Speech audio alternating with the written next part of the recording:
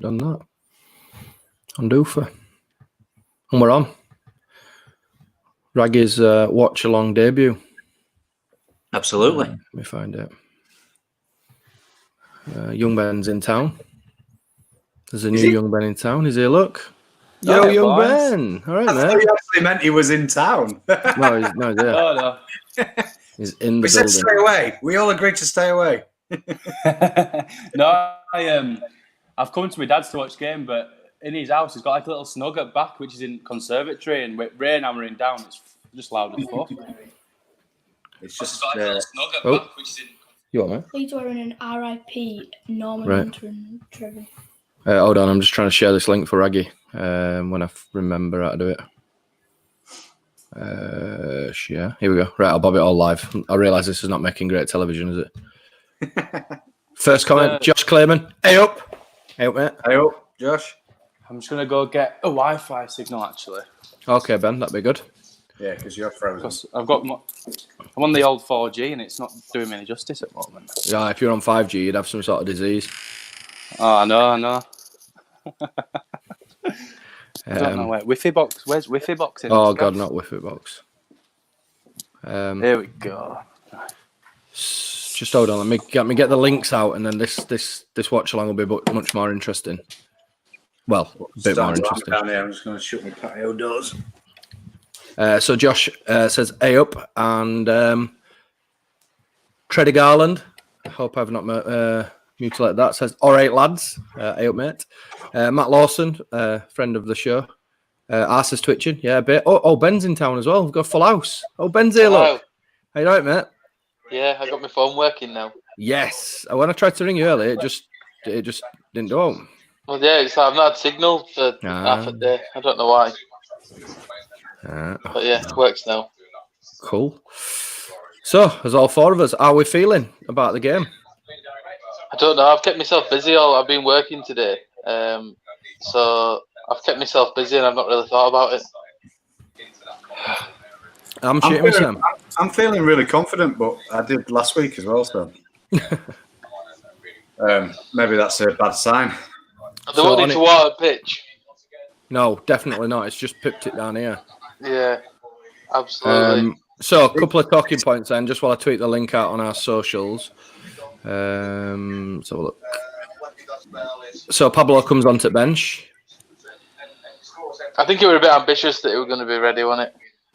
I think it's one of them where Bielsa's standards. Yeah, Bielsa will see past this game, won't he? He'll look like longer term, and he'll think if we put him in now, then we might lose him for the rest of the season. So yeah, we'll have seen that one. Bazza Douglas comes back onto the bench.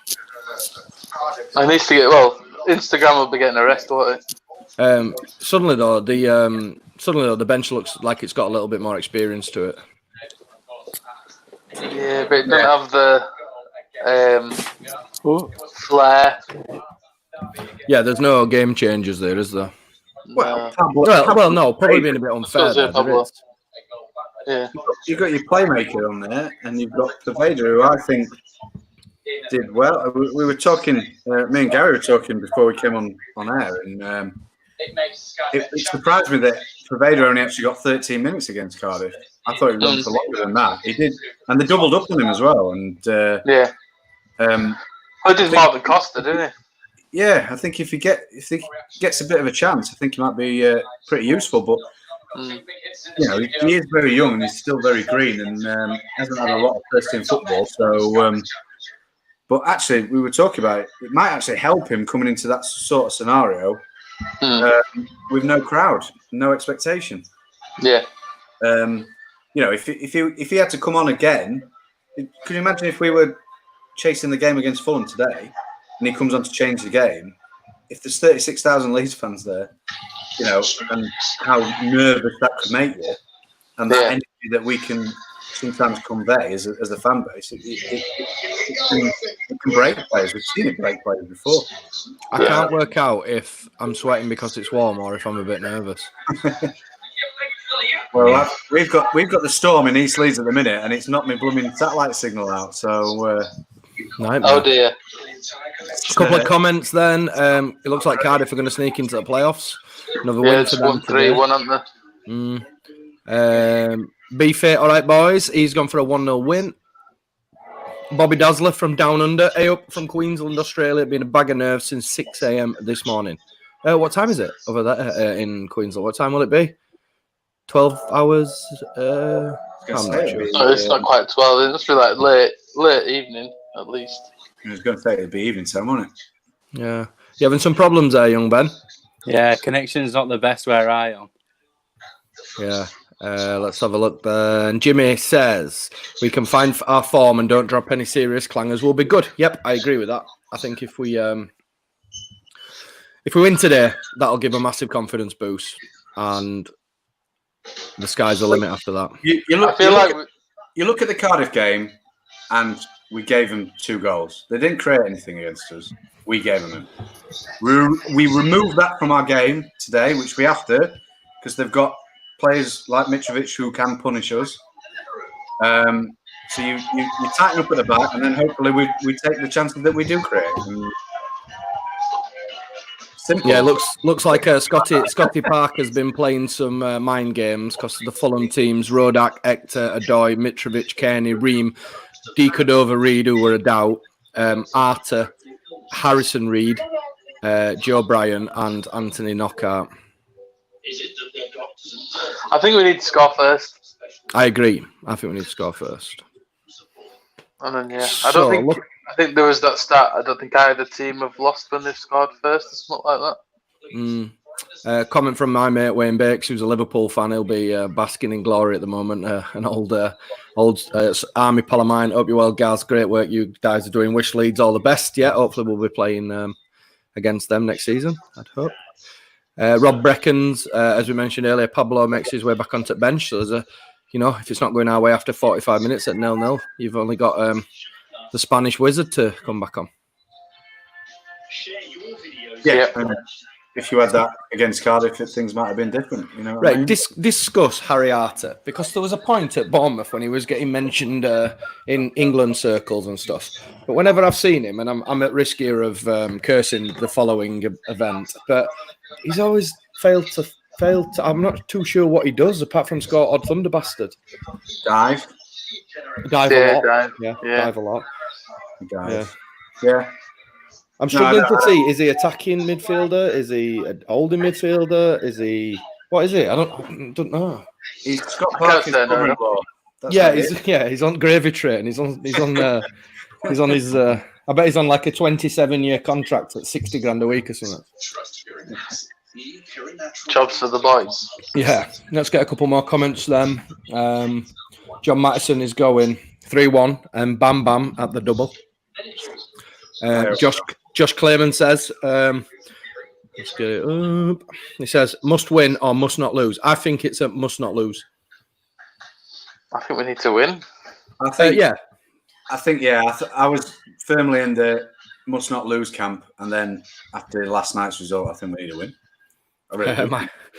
Michael Oldsworth saying what I was fearing, that I might have just get a kiss of death now when Ariata turns peak Pirlo for 90 minutes. It's going to be weird watching Ellen Road. Yeah. I don't think I've ever been in this country and watched a Leeds game and not been there.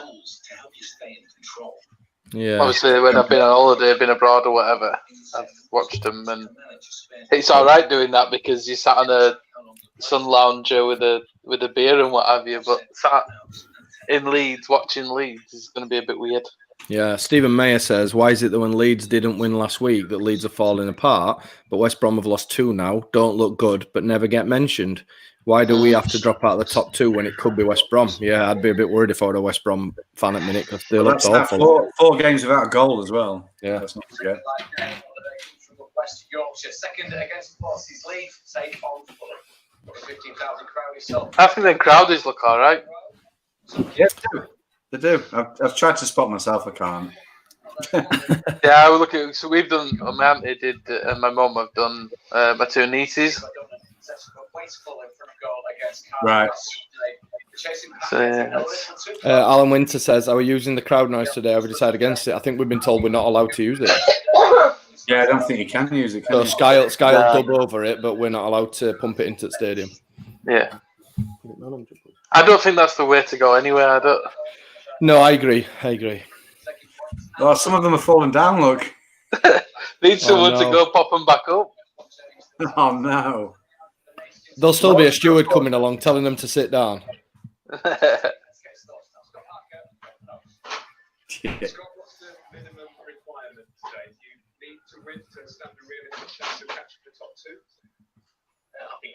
What's he wearing for a start? It's like a cardigan jacket, isn't it? Cardigan suit jacket, yeah. Alan Winter's come back again. He says apparently players didn't like it. But I also don't think that the Football League will let any club do it. In a sense of a win here today, really. Michael Spry, one of our regular listeners, Douglas and Pablo coming back certainly makes our bench look stronger. And Paveda's cameo last week, gives another dynamic, I think. No. I think if you compare it to earlier in the season when we had to bring wingers on and Jordan Stevens was coming on, I don't think he did particularly badly, but he never set a game alight. You know what I mean? I think the little bit that we've seen, and again, we're on tiny fragments, but they'd have looked a lot more positive. His touch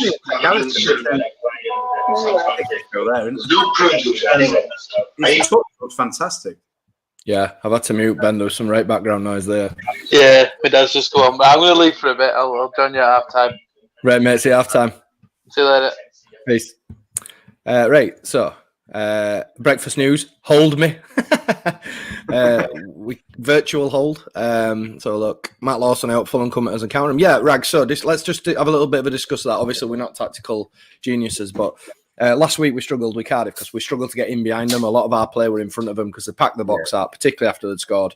Fulham are not going to be able to do that today because Fulham are going to have to come and actually have a go because they need to win the game as much as we do. Is that going to benefit us?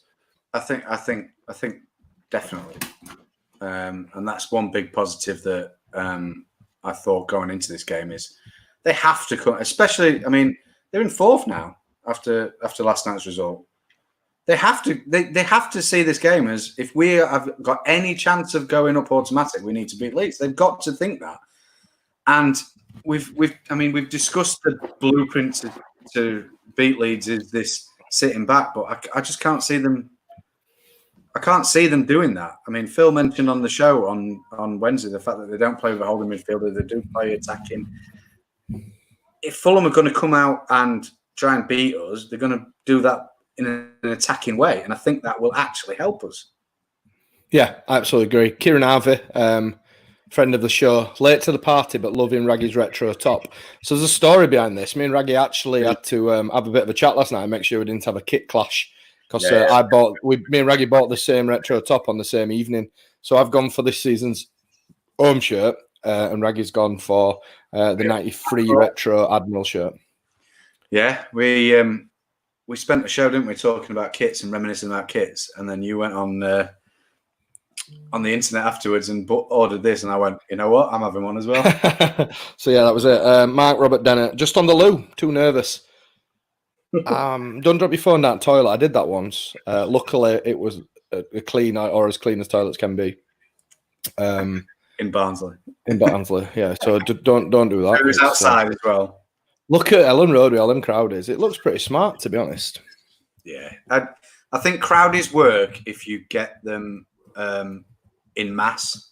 Yeah, I was watching the NRL, and to be fair, the game earlier on today, they actually had quite a few of them. But I've seen one, and it was like one every 3 seats, and it just looked tin pot then.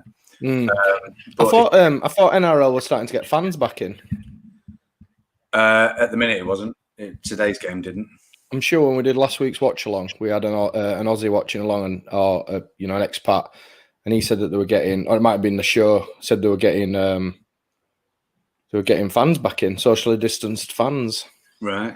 Hey, did you see the Brentford fans last night? Who were them guys? Who were them geezers in the stadium? Yeah.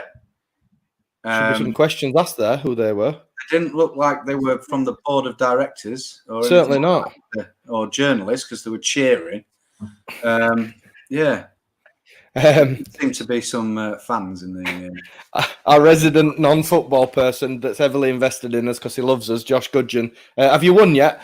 Josh, we've not kicked off yet, mate. We've about 15 minutes to kick off. So we're just warming the crowd up, mate, at the moment. If you are watching along right now and you're on, I don't know, Facebook or whatever, just share the stream, share the love, let somebody else come and watch us, and yeah, enjoy it. Josh Gudgeon says Raggy looks like Tom Hanks on Castaway. Well, I've been called worse, to be fair. Yeah, mate. There's plenty. Yeah, I have, to be honest. I'd take that. To be fair, early in lockdown, I did send that image to the group chat where I was like, "This is what I think I look like," which was Jake Gyllenhaal with a big beard, and what I actually look like, which was Tom Hanks from Castaway. So yeah. So I'm very self-aware. So for anybody who's watching Sky at the moment, you'll see that they're focusing heavily on Bamford at the minute. I would imagine Jimmy Floyd Hasselbank, the massive commentary fraud, will be having a bit of a digging him out, but I've not got the sound on because it echoes badly. So yeah, I'm not. Oh, look at Berardi's hair, man. You see, Berardi is a good-looking guy who can. Hey, Mitrovic has had a trim from last week. He looks less homeless. And he's had a bit of like yeah. It looks like his friends put salad bowl on his head and just ran clippers round and just left the rest.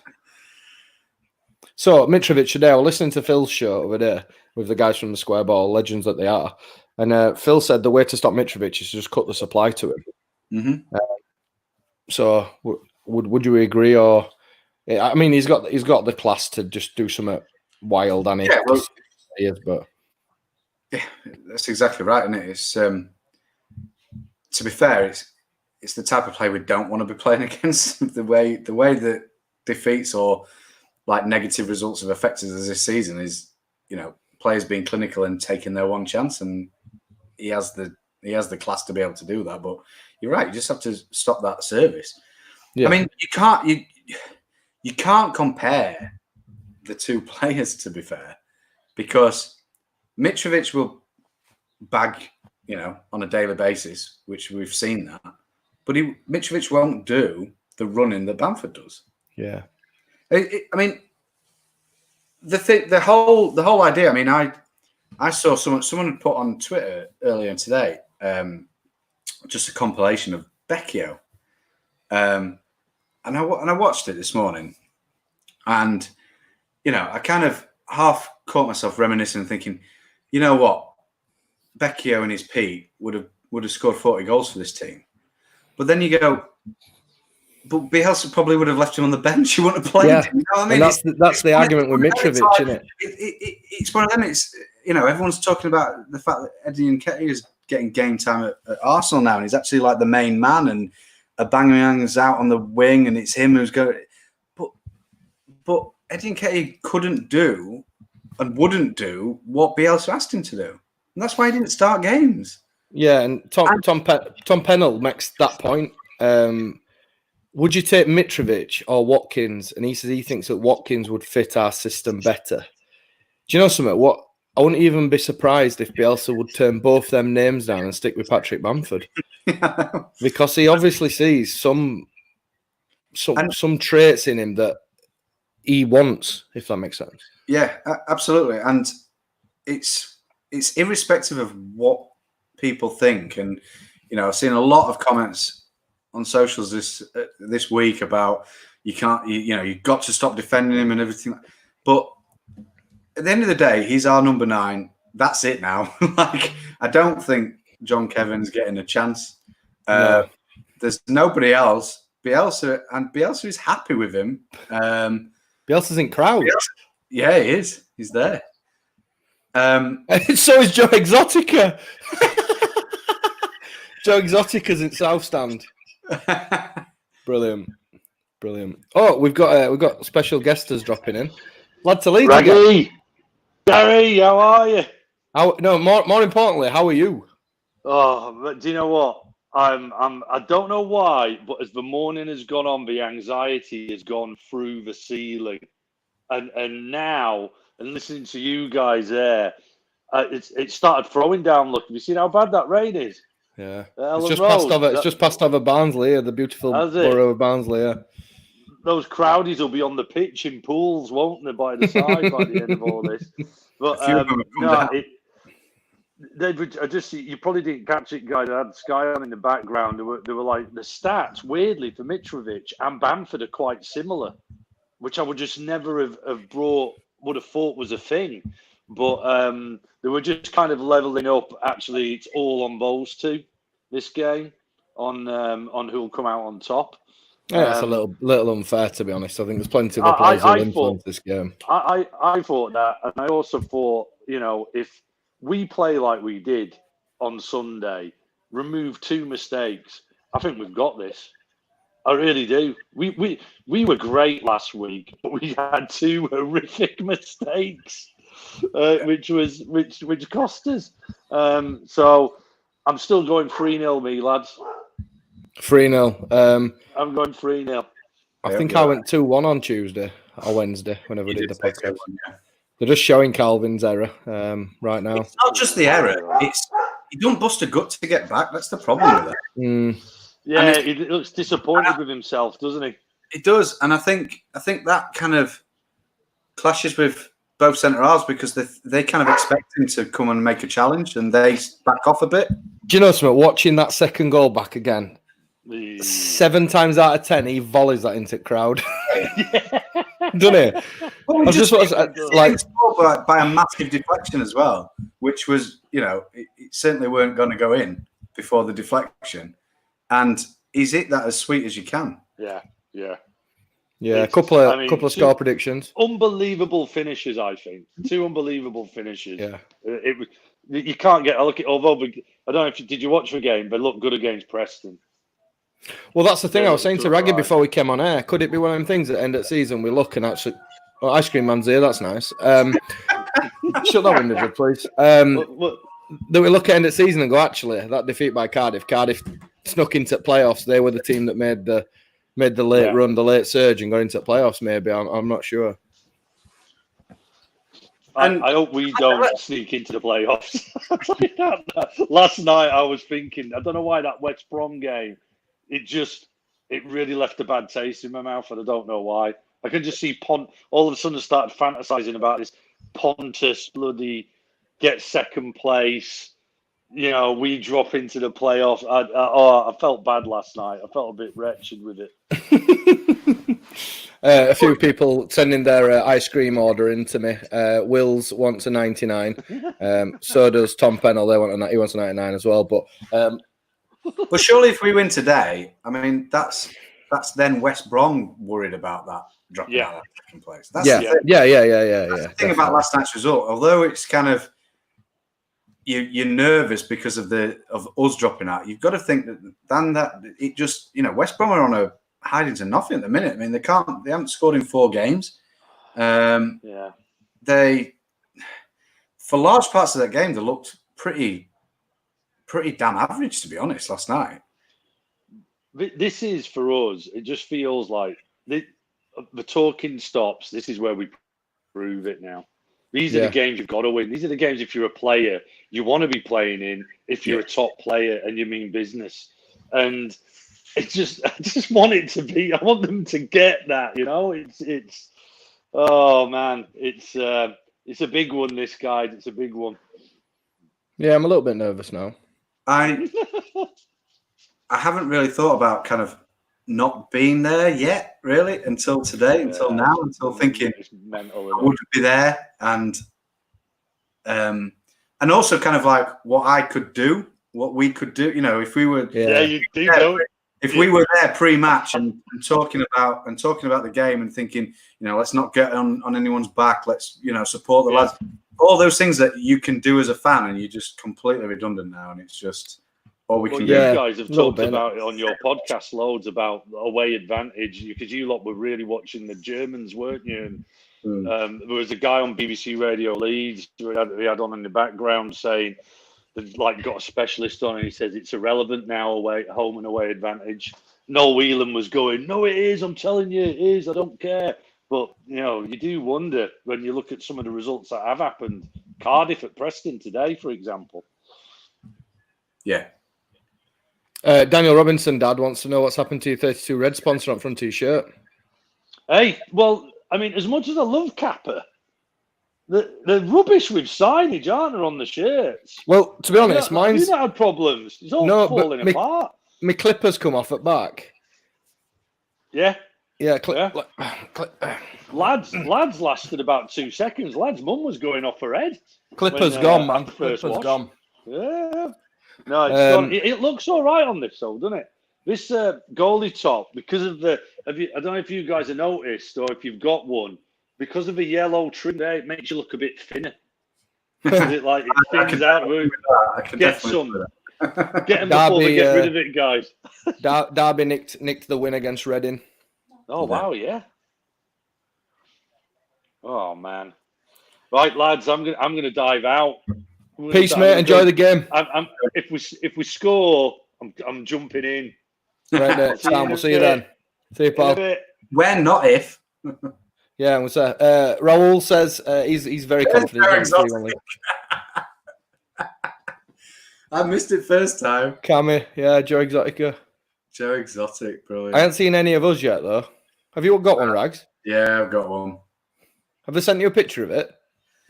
No, you could download a certificate. I thought it would be where it's placed, but it's not. It's in with the fans, isn't it? It's with the team, yeah.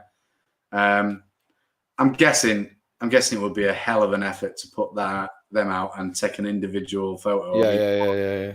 And then send it to the correspondence people. It's the same as like they had this thing on the frequently asked questions, like, can I have it at the end of the season? And it's like, well, we're looking into that, and it's just like, how can just if there's 15,000 of them, you're gonna have to put some sort of like barcode on every single one. Yeah. That gives you the right people to send it. Yeah, Daniel Robinson makes a point, seeing that from about 40 angles and still no idea where I am. Yeah, but they're all over. They're in the Cop, aren't they? They're in the East and they're in the South. So it looks good, to be fair. It looks good. Yeah. It looks good. I'm nervous, Rags. I'll be honest. I'm a little nervous. 7 of a beer, mate. Yeah, you're probably right. It feels like a big game now. It does. I've been trying to put it off in my head. I've been saying, no, it's fine. It's not that big, but it's massive. Yeah, it's and senior Leeds United Football Club, LUFC, on YouTube is making the same point. It may not be make or break today, but it feels like it. Yeah, I agree. Well, yeah, because it's not, is it? Because worst case scenario, we're still 4 points clear of third. Yeah, at 90 minutes. So it's not make or break, but it would just mean pressure. It would mean undue pressure and 2 defeats on the spin and Winston's lockdown and all those things that would just heap on the mental side of things. Scott Parker has got to be the most least charismatic man I think I've ever seen in my life. He's such a strange person. Daniel Roberts, anxiety's through the roof. Come on, boys, show the world what we're made of. So who we got on comms today? Andy Inchcliffe, who said that Sabri Lamouche is best manager in Championship. Get in the sea. Steve McLaren, who very nearly came Leeds manager but didn't. And I don't know who that is in middle. Guy Avil, does he do Championship? Not sure. I recognise the voice, but not the face. Give it a bit. Kevin Wilson says, "Hi lads, hiya, you're right." Matt Lawson, no. Don Goodman, no. He did the game last night, so he's unlikely to do the game today, which was good because he's a complete turd. Oh God, I feel very nervous, very very nervous. Yeah, Daniel Robinson. Yeah, we had Big Lee Nicholson on last week, and he might bob in again today, live from Ellen Road. But he was saying that they wanted to make it as much like a normal match day as possible, including all the pre-match music, march on together, all that stuff as well. So yeah.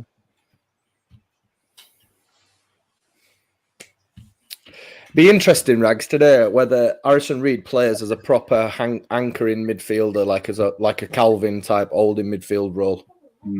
Because of how expansive they'll try and play, they'll be really susceptible to getting caught on counter. It'll be interesting to see if he just kind of sits in and you end up with like Arter and Kearney sort of alongside each other, and they go for like a 4-1 thing. Yeah. Kieran Harvey's disappearing because he'll be his stream's a bit behind, so he's back at halftime. Oh, yeah. There's no worse than that, is it? When everyone's watching it on a different level. So is this? It's first home game. So is it another minute's applause for the coronavirus victims? Is it, or is it a minute's silence for Norman? I think so.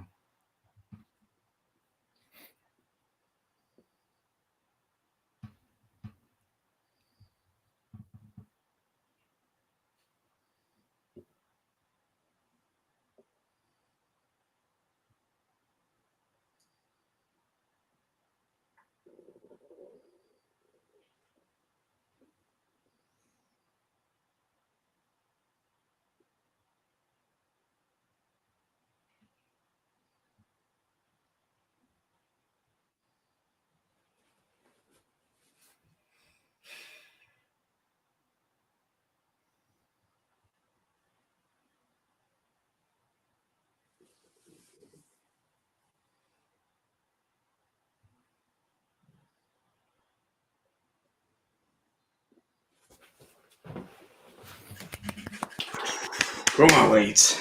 There was a bit of an eclectic mix of ex-players in there then. Enoch Shawumney, Trevor Cherry, Norman Hunter and Gary Speed all on the same row. Mr. Boone, hi Gary, where's took my lad to Leeds this week? They just came on last week because it was Father's Day. They have bobbed in and said hello, and they're probably going to come back at halftime. Oh, look at Crowdies, they're going mental. Absolutely banging.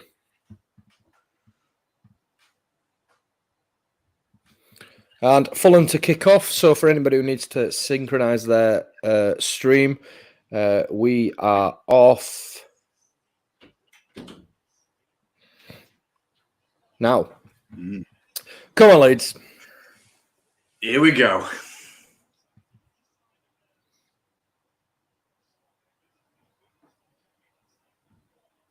That was a nice touch with that flag, and I think it's in the south. Yeah, I like that. I hope that becomes a staple. I hope we keep taking that. Yeah. Interesting, straight, a bit more direct there straight away. Wonder if it's to try and pin them back a bit. Go away, ref. He only touched him.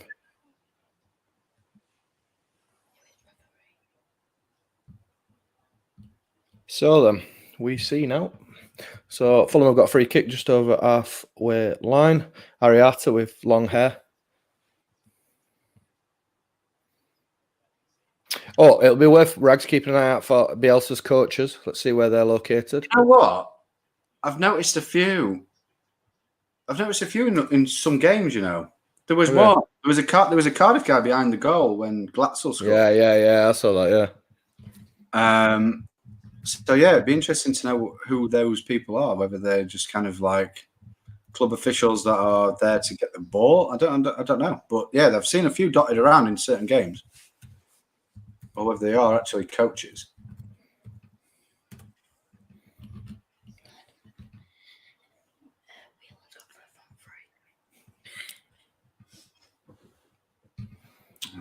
Just bounce off him and clicks fouls him. Oh, Ben White's down. No. Oh, no. No. I hope he's got, like, I don't know, just a gentle flick to a testicle or something, not like an injury. Hey, referee, man! Jesus! Referee! Oh, God. Really? Yeah, Graham Smith has just put that. I think... That is horrendous. That's got to be retrospective punishment, surely. If there's VAR, he's off. That is absolutely outrageous. If I were Ben White, the next 50-50 ball, I'd smash the fat get. That's really wound me up, that. Yeah, what a prick. I can't. The thing is, like, it's not even attempted to like hide it and just like I don't know, jumped into him. It just raises his arm and elbows him. So late. I was interestingly, which side of the pitch is the linesman? Because the linesman's got to keep. He's in front of the East in that half, isn't he? I don't believe that hasn't been seen. That It's always a same long rule. way away from the line. Or that. Yeah, but I'm on about ref. What ref can't have been that far away? Ben White's just cleared it. Well, it's probably so late that the ref's even watching the ball, isn't he? Yeah, and Tom Pennell makes the point that VAR would have had him off for that. Yeah, good point, Rags. To be honest, yeah. VAR, he's off. The interesting bit, because the ref didn't see it, he can retrospectively punish him, can't he? He could be out for 3 games now. Yeah, possibly. You would hope so as well for that. Yeah, it's disgusting. Prick. Sorry for any children watching. The one in your room. The one in my room. Don't repeat that, it's naughty.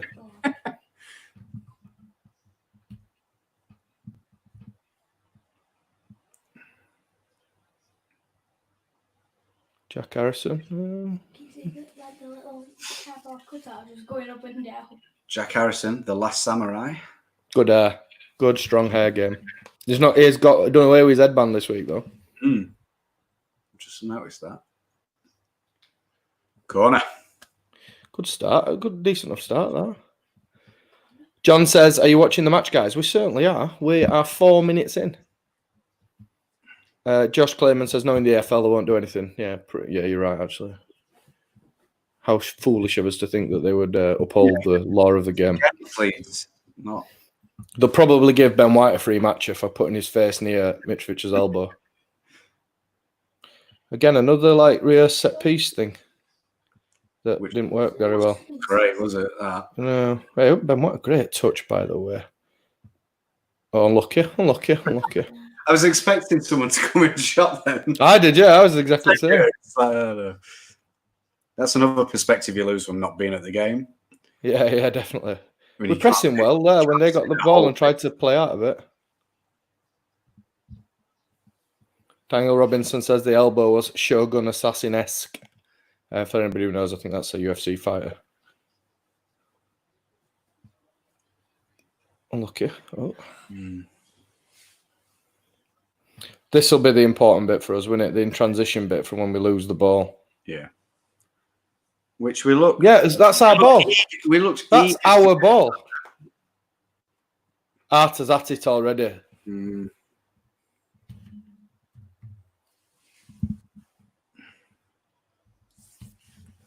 Not giving the ball.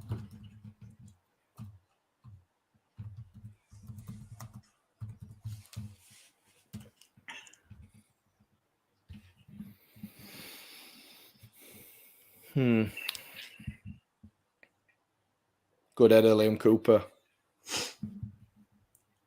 Super duper Liam Cooper. Daniel Robinson's correct me. I was wrong about thinking it was a UFC fighter. He was talking about Jack Harrison looking like someone. All right. Here we go again. Look, that is utterly ridiculous. Watch the ref. Yeah, he looks away. He just looks away, doesn't he? That's how late it is. That's the problem, isn't it? Because he's following the ball. I'll tell you what, another interesting one. In post-match, if it gets mentioned, Scott Parker saying he didn't see it when I've just watched him watch it. Yeah. Prick. Well, of course he will, because like you say, he'll want to defend him against retrospective action. I hope Mitrovic gets absolutely smashed. I hope he comes near Calvin. Yeah, I was going to say. Get him near Calvin at some point. Because Calvin and Phillips are... Calvin and White are big bros, aren't they? I think should smash him. Do teams... so Villa are one of them for sure. Do teams like these annoy you for acting a little bit like they're entitled? They moan about every throw-in, moan about every free kick, moan about every decision, moan about every booking. They're just entitled. It drives me mad.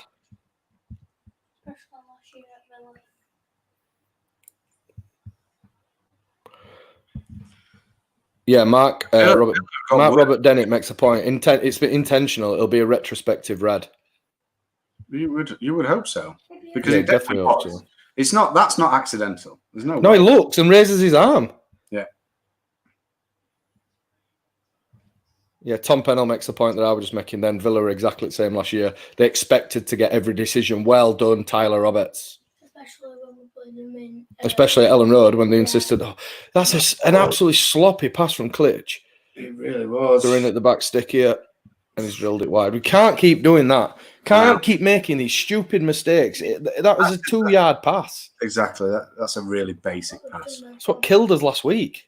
What they've done is they've gone for it. I don't even know why he's making that pass.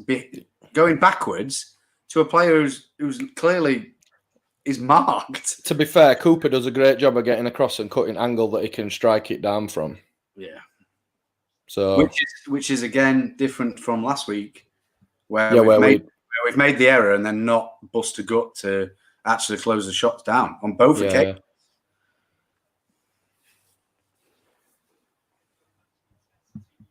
I don't like Fulham purely for Scott Parker and now Mitrovic. Matt, I went to uni with a guy who had a Saturday job in a garden centre, and he once served Scott Parker when he was playing for Charlton, and he described him as the. Go on then, Costa. Get out of your feet. Go on then. Go on then. Yes!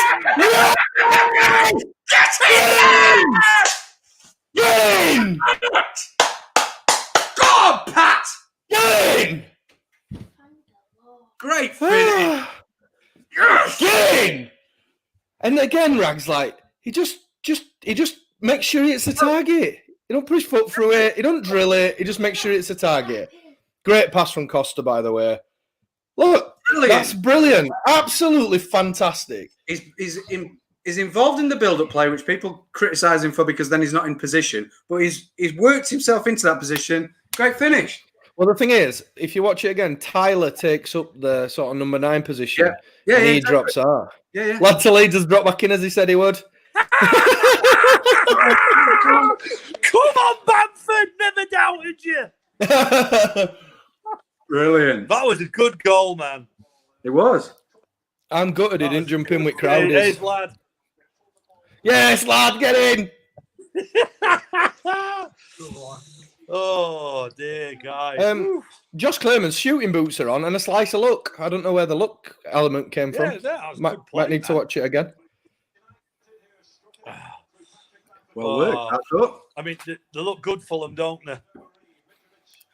Although I don't know. It should be 10 men. That was ridiculous. Yeah, absolutely outrageous. Bad decision. He can get done for that, can't he? Yeah. Could he not get done for that? Yeah, because he didn't book him, so yeah. Ref hasn't seen it, has exactly. he? Ref's not seen it. Wasn't dealt with. The thing is, this plays much more into our hands now. Don't chase the game now. This is so much better for us. Yeah. Because we've scored first. Like old Ben said when he came in earlier, we needed to score first, and we have done. Well worked goal. Oh, Josh Clayman says, just to clarify, he thought he took a nick, but no, I think it was an absolutely outstanding finish, to be honest. Good finish.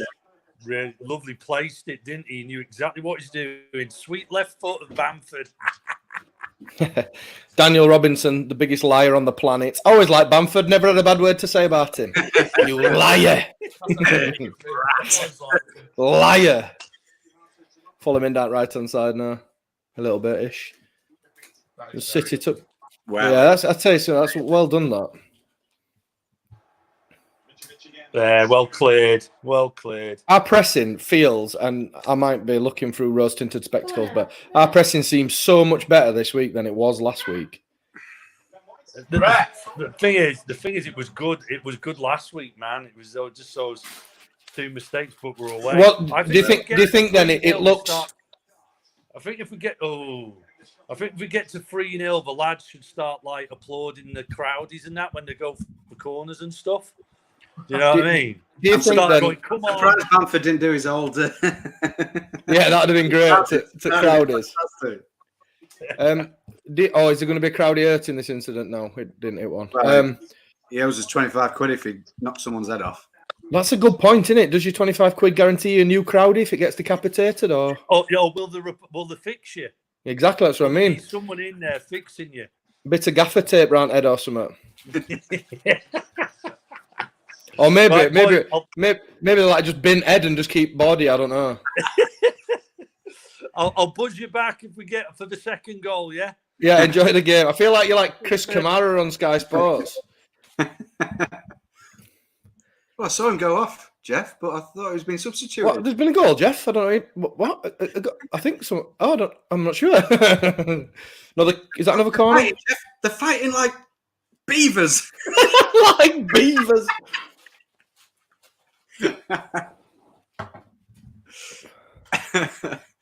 Oh, it's gone well muggy here. I've just got suddenly really warm. Really, really warm. Oh, what a great start, though. What a great start. 13 minutes in, 1-0 up. Yeah. And Bill not from Hayward on our foot. show. The first goal was a Patrick Bamford goal. Yeah, true. I think didn't I say 3-0 Patrick Bamford hat-trick? Or 4-0 Patrick Bamford hat-trick, I think. You definitely said, Patrick Bamford was going to score. Oh, Luke, I like it. Luke is back. He's back. The ailing flop. I love that guy. You said 2-1 today, and you said Bamford to get them both, and then I think you said 4-0 Luton and Bamford hat-trick. Daniel Robinson comes a good one. If Paddy gets hat-trick, will he jump into the crowdies? God, I hope so. But we are injuring himself. Yeah, don't do your injury. again, Oh, it's a free kick. Jack trying to copy Calvin's hairstyle a little bit there. Yeah. By the way, I've just got to give props to Jack Harrison's girlfriend, who is an incredible specimen of a woman. Good-looking girl. She's incredibly beautiful. He's a very lucky man. As I am, with my good lady wife, of course, who's incredibly beautiful as well. Just in case she's watching next door. She's in the room. Which I doubt. Shelley, are you watching Watch Along? Safe. Oh, Safe. right. Safe. You're not. No, Judd. Knock it off. Why would I want to listen to you shouting and screaming? I was just making a comment how lovely and beautiful you are. No, he didn't. Raggy, did I say that? No. You did say that. I did say that. Thank you. Something bad. I didn't say anything bad. Can we not do this over the internet when there's 50 people watching us? Get out and pass me another can of Foster's. No. My darling wife. God. Well, I can't tell you what just happened for the last 2 minutes. No. Thanks for that, Judd. That's all right, lad. Anyway. Oh, I can't wait till Amelia's old enough to go to the fridge. See, Daniel Robinson knows the score. Great save there, Gary. Thank you, sweetheart. Thank you. You couldn't take me that one in, could you? You're now taking piss. I'm not taking this. Oh, we're back in again here, Bamford. Go on, Pat. Oh, Costa, too many touches. Referee, give over. Give over. Right. So if a player in trying to win the ball like stretches himself so much that he has to fall over to get the ball, that's a foul, is it? Because that's what's happened there. Can I say He's done well there, Pat. Costa's caught between two ideas there. He don't know if to pull the trigger or pass it. There, the player's just committed himself to make sure he gets the ball. Mm. It's not a foul. Well, unlucky. Ben. Good challenge there, Clay. Well done, Clay. It's just ganged up on him. 3 of them then around him. Kieran Harvey, love how pissy the commentators getting with the short corners. He's about 90 seconds behind. But they can moan about what they want. Why would we? Why would we just knock it in box if they're bigger than us? Come on, Leeds. Got to find a way around it, haven't you? Corner. I want to know how Stuart Dallas has had a trim. I need a trim. Look at these. No, mate, I like the unkept look. It's good. Marcelo don't need a trim. He hasn't got many haircuts left, bless him. How is that not a corner, by the way? Why isn't that a corner? Oh, did Douglas not touch it? Dallas, sorry. Dallas. Begins with D. What is it? Corner. Oh, what's happened there? Hey, shouldn't be on pitch. Prick.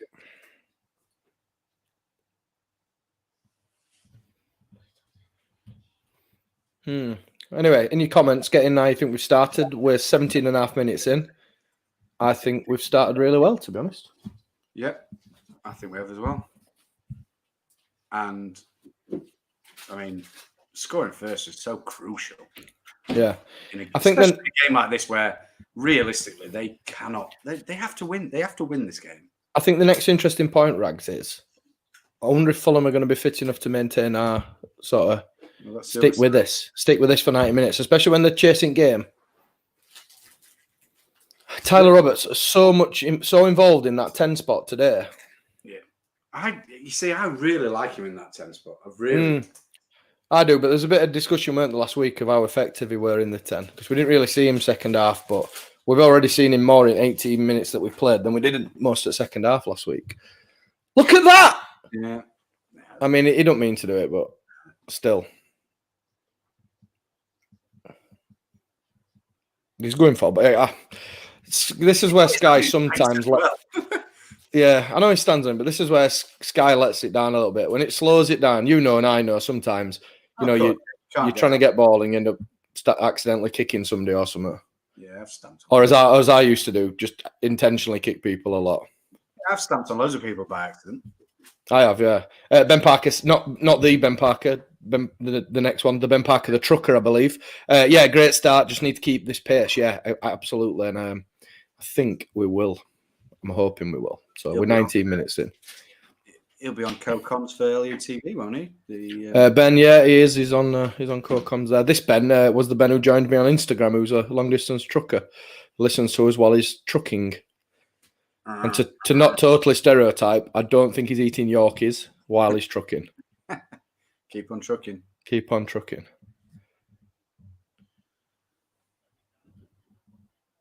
Oh, right. So obviously we've got the sound turned down because we're doing the watch along. Daniel Robinson says that, look at that. He says Roberts falls over. Yes, he does.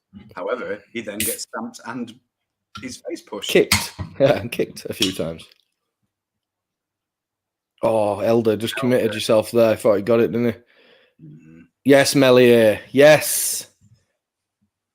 Wooly White started well and Fulham looked very anxious. They're looking to bully us, but we keep getting a foot in. Yeah, that's going to be an interesting point, Rags, isn't it? Of all the anxiety that we've had and all the panic that we've had, they're going to be equally as nervous because it's a massive game for them as well. And they lost their first game back as well. Yeah. Collaborator 72, one at best handles. Can only go on what you're telling me because I can't see the game here in Australia, but we sound as if we're up for it. And we win if we score first. So come on. Yeah, we definitely do look up for it. It's been an all right game, to be honest. Big responsibility for us that we are his only conduit of the game. Yeah, we're really sorry. Yeah, we apologise. We're not Popey or like Phil or anybody like that, but we're trying. We're trying. I can't imagine Phil we're not and professional in any way, shape, or form. Not even when we do a podcast are we professional. Let's be honest. Like we probably couldn't be any further from a podcaster if we tried. To be fair, mate, 2 years running, nominated for best. Yeah, nominated for awards 2 years running. Come on, we must. And I've now got 3 podcasts. So can I call myself a podcaster? I think you are. We've already told you you're the Yorkshire Joe Rogan. Yeah, I'll take that. Go on, Calvin. Ref, that's a free kick. Have that. You see, that's the thing. That's the thing, Rags, in it so far in this first 21 minutes for Collaborator over in Australia. We're a lot quicker to them than they are to us. Yeah. Like, we've nicked it off them so many times. We seem like we're like a gear in front, if that makes sense. It's a great response from last week. And I don't think we were bad last week. But look at Crowdy's kicking off. It was not the result that we needed. And this looks like the first 20 minutes, Leeds pre-lockdown. Yeah, bit of a rocket. Oh, Bielsa won't be happy. No. Just keep spotting Crowdys to see if I know anybody. Keeps trying to spot myself. Look for the talking shut Crowdy. Oh, good strike actually. Good strike. Yeah, he's gonna have to come up with something very special to beat him from there, though, isn't he? Yeah, but you never know if it just skips up in front of him or something. Championship goalkeepers. Josh Clayman, they're trying to press us. They are, but it's not really working at the minute because I think it's called the counter press in football. I was going to say we welcome teams that come and try and press us. Quick question and one really important question. Christopher Smith, how many O's did Phil put in his goal tweet? I shall find you that out now because I am, because we're here to provide a service. So we'll have a quick look. He did tell us in an exclusive moment on Tuesday night that he was considering doing a virtual one. So there you go. There's a lot. I'm not even counting them because I'll miss the game. Which you would be able to hear. That's why he kind of he kind of backed down on it, didn't he? He went, "Oh, actually, you'll be able to hear us on the Sky cameras." Daniel Robinson says, anyone else think Phillips looks like he's got something to prove today? Yeah, and lad to Leeds says he looks good as well. Yeah, he's definitely playing with a bit of pomp. Yeah, I don't think he had his best game against Cardiff, did he? No.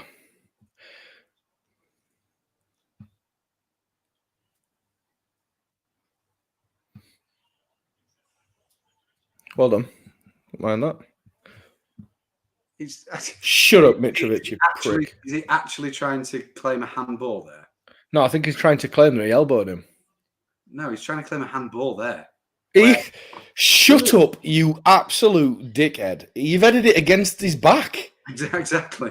What's he meant to do? The ball. And it's not even come off his hand for a start, but even if he's not facing the ball, how can it be handball? Mm.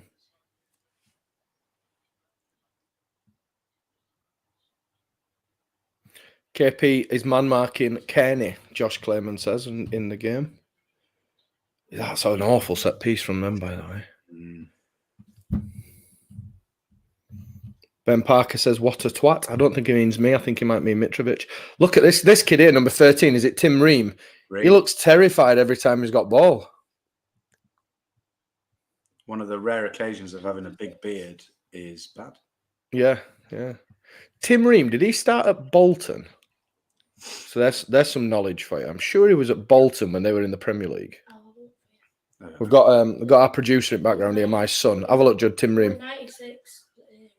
You see, that is where the comparisons of Joe Rogan come in. He's like, ooh, good save, Melier. Good save. I think it will probably go in wide anyway, but Judd is like young. Judd is Jamie. Young Jamie.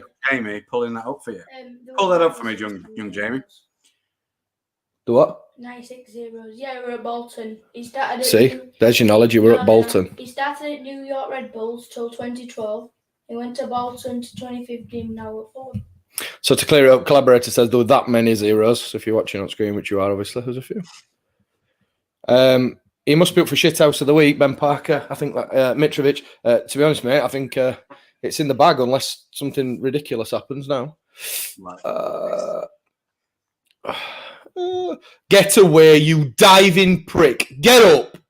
That's a disgrace to even throw yourself on floor. You cheating get. You got one down at Fulham anyway. Tell you what. Pat Bamford has given that away in midfield, which set that up in the first place. And he has busted gut to get back into that box. And he is the one who makes the block. Oh my God. I tell you something, though. How is he not getting booked for simulation? How is he not making... Look, no.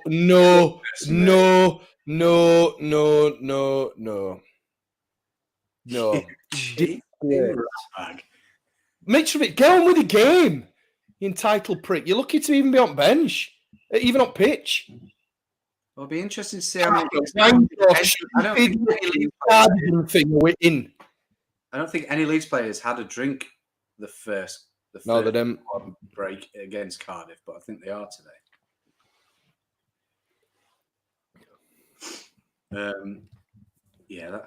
I don't like these water breaks, by the way.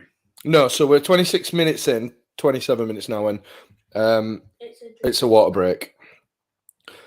Just to put that into perspective, it was like raining sideways just before game kicked off. So it's not exactly warm or hot. Arta, honestly, I'd be embarrassed to be pestering ref for that. Yeah. I'd be embarrassed for pestering ref for that, and I'd be embarrassed for wearing that cardigan suit thing that he's got on. Because obviously I am I have my season ticket with, who I stand next to in the cop. Has just texted me saying, "What a prick Mitrovic is." I absolutely agree with you, Neil. knockout. Yeah, I tell you what, keep pestering him. He'll change his mind. Yeah. He'll change his mind. Arta, go away.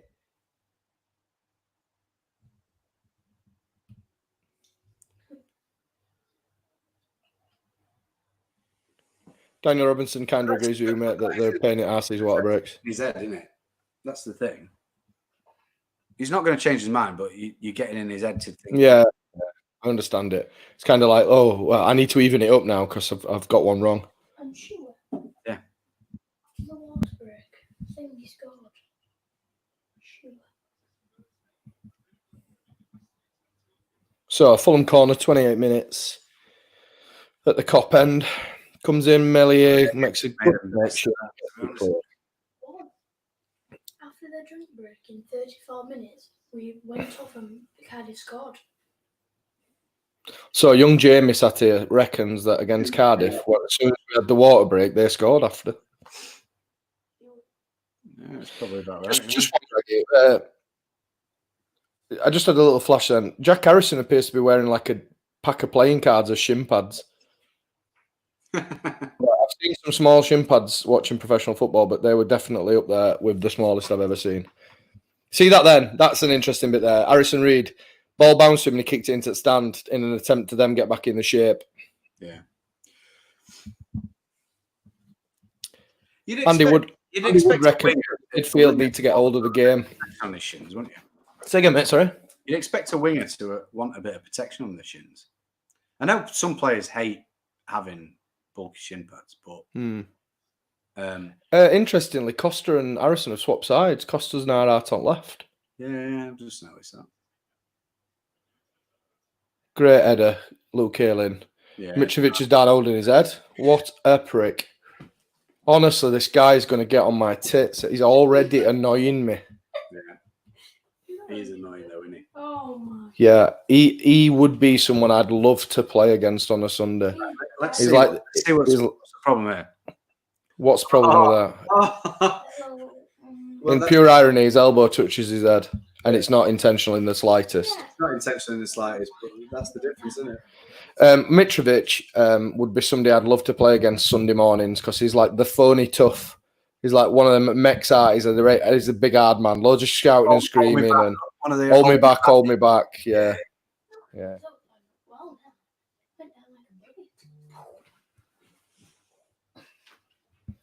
They've come into it a little bit more in the last couple of minutes. Oh, well, it stopped and started a bit, hasn't it? So I was going to say it's got really, really bitty, hasn't it? Yeah. Hull and Borough ahead. Huddersfield are currently in the bottom three. Hull are ahead? Yeah. Hull and Borough are ahead. New manager bounce at Borough. David Thornton says, all right, lads, I've been busy with the kids and missed the first half hour. How are we doing? Mitrovic, I'll keep it short. Mitrovic shouldn't be on the pitch. Patrick Bamford made a lovely finish. Game's been a bit not hit and miss, but it's been a bit bitty, like Raggy says, because it's been a bit stop-start. But no, we've been all right. I think we're pressing well. I think we're doing all right. I'm trying to think of a chance they've created. The save of Meliers, but it will go in wide anyway, I think. Yeah. Other than that, it's been a good half hour, I think. Steve Millard, who's an extended family member of mine. Afternoon, guys. What's the crack with Leeds selling their cardboard cutouts? Going skint. Come on, Steve. We sent you Eddie and Ketty back to save you from obscurity. Steve's an Arsenal fan. Hull beating. And also 2-0. every Borough's beating Stoke 1-0. every team in the Championship is going skint.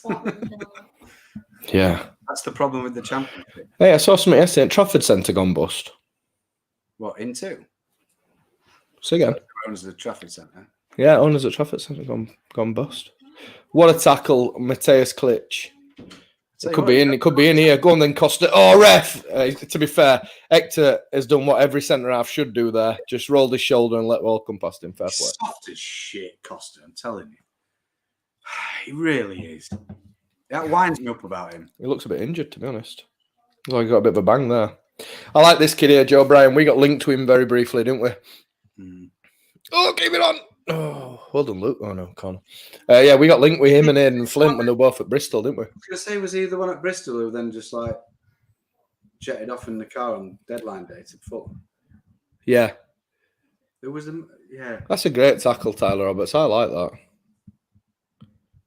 Yeah, Steve Millard confirmed that INTU gone into administration. Yeah. He's getting a free kick. They own the Metro Centre as well, I think. He's getting a free kick. Jesus.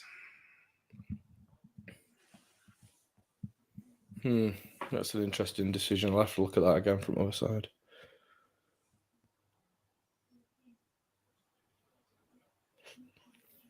So, Fulham free kick on the left-hand side.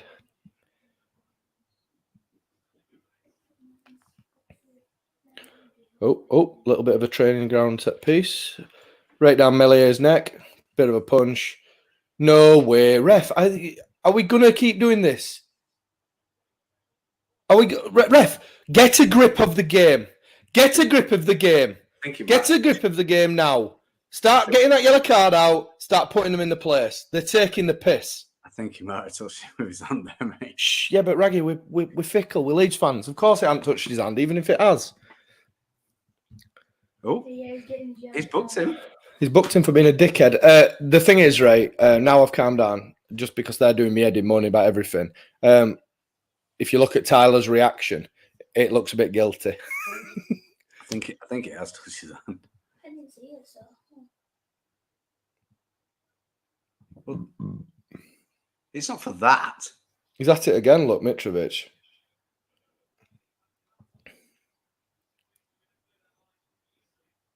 Oh, Yeah, it does hit his hand, but bleeding out. It does hit his hand. I do that every time I get past 10 kick-ups. To be honest, anybody who's watching this now just knows how biased and fickle we are. Speak for yourself. This is what I always say about when talking shit. You know, I watch the game and then I'll watch it back again with no emotion. This is why, because I'm so biased and so fickle and so... You didn't watch Cardiff back, though, did you? No, because I've got that rule that I don't watch back games that we lose. For talking shut purposes, I watched the highlights. I couldn't watch the whole game. Yeah, I watched the highlights. Can't watch the game back, though. So 35 minutes gone. Leeds United 1, Fulham 0 on the second ever Talking Short watch along. Yeah, games are starting to get a bit more flow again now. That goal seems a long time ago. Yeah. Everything at minute for us seems to go via Tyler Roberts. Don't it? I think we've really struggled to get hold of the ball in the last 10 Yeah, we have. Knockout of a bar. I think Fulham are a bit unhappy with Click just challenged down here.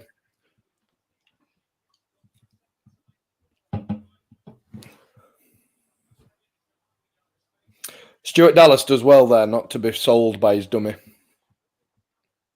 Yeah. Oh, I'm not being funny, but it's not like an intentional thing. It just bounces up and hits his hand.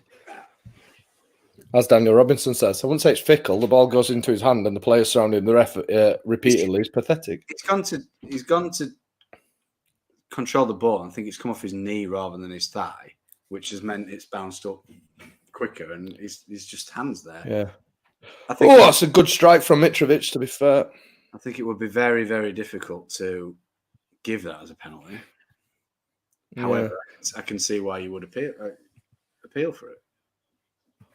Mark Robert Dennett, I don't agree with this. He thinks that Roberts has gone off the boil and Pablo on at half time. Be a little bit harsh. I think he's gone off the boil.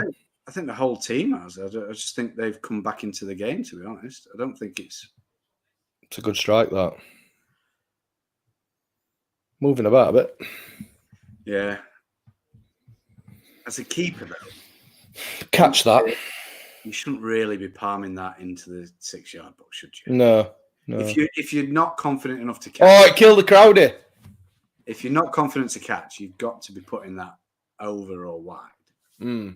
True. You should never palm it back into areas of danger. No. And that's coming from my very experienced illustrious goalkeeping career. Sunday league goalkeeping career. Yeah. Which, if Alban was on here, he'd be telling me all of the errors that I ever made. Yeah. Daniel Robinson's making your point. Can Meslier catch a ball, though? Or Meslier, sorry. Yeah. Lil Kings says, "Do you think Leeds will win the title?" I don't want to answer that. I just want to get through this game first. Fulham free kick on edge of area. I didn't quite see what he gave that for, to be honest. I'm just going to grab a beer. Grab a beer, Rags. Grab a beer. So, knockout and Kearney stood over free kick right hand side of the Leeds 18-yard box, about 20 yards out, 23 and a half yards out. Not wanting to sound like Noel Whelan.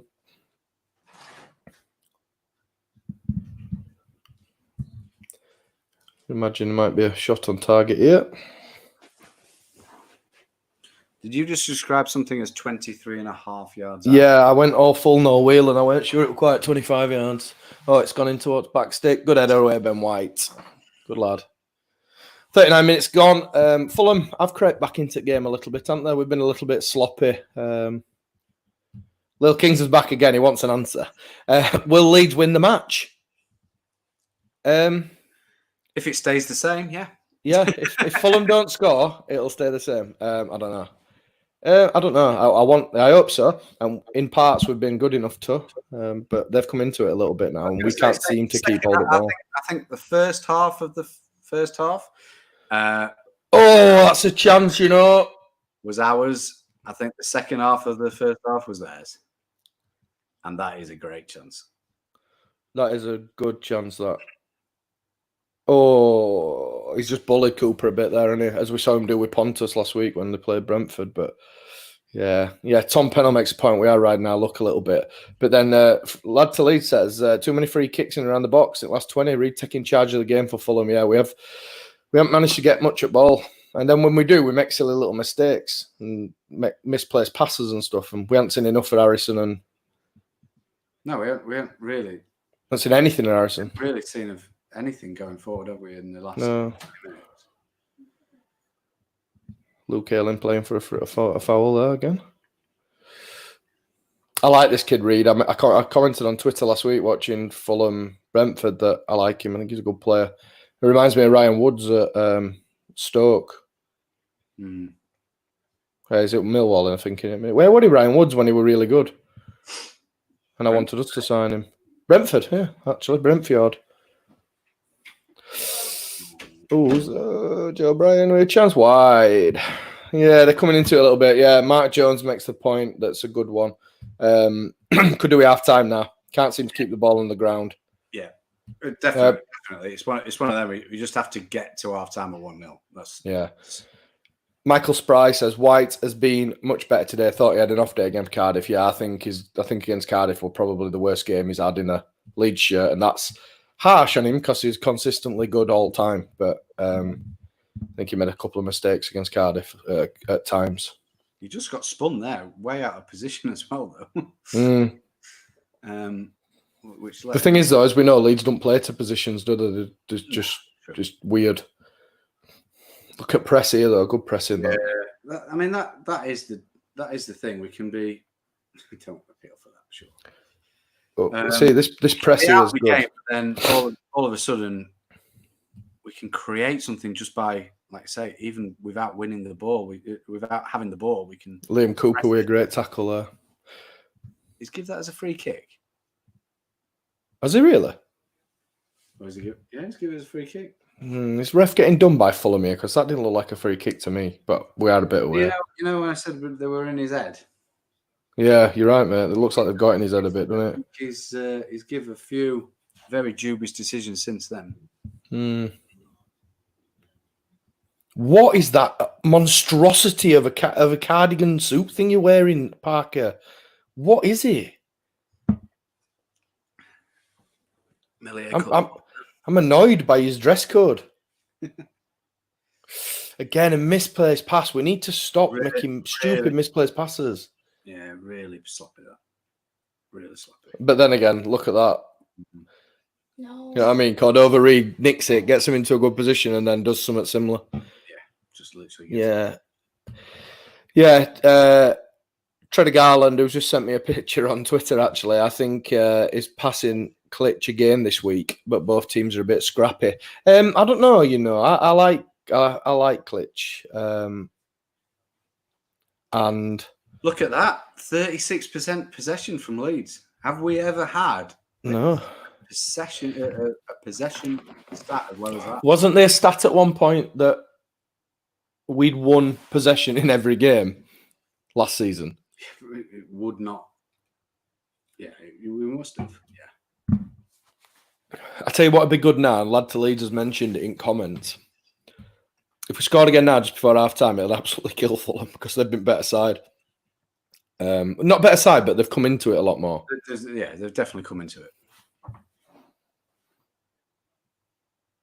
I can't see it though. We can't even touch the ball at the minute. No. So just going back to what we discussed the other week on podcast, I've just seen a little clip then of Bielsa's coaching staff. No sign of Carlos Carbaran. Wonder if he's like hid amongst the crowd is. Yeah, he's. Can you imagine? Oh, Paddy, unlucky. He's got like a crowdie over him, and then he's just got little.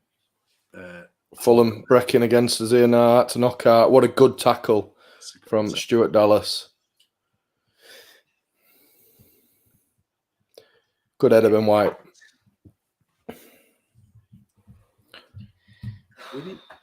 That's it.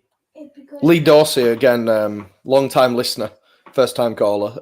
Ball is coming back too much at the moment. Yeah, somebody made a comment a bit earlier on that the midfield need to get into the game a bit more. We're not keeping possession, are we, at the moment, which is shown in the stats. It'd be good if we score again before half time.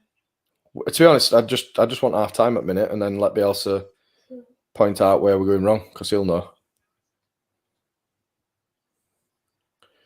Oh, thank you. He's bought that. What are you really gesticulating that that's not a foul? I think he's bought that. It's cynical. He knows for a fact that that he took him out. Do you really think? I thought he genuinely took him out. I think Dallas has flicked it past him and then just knew he were coming. Himself, yeah. Maybe. Like I said, Raggy, I'm probably not the best person to watch a Leeds match with. I'm terribly biased. Hello. Oh! Paddy thinks it's a corner. What a first touch, though, by the way. Paddy thinks it's a penalty. No, he was saying it's a corner then, definitely. It is a corner. Hector touches it out, doesn't he? But then I think it might be a penalty. No, he definitely was saying it's a corner. I could tell with his posh accent.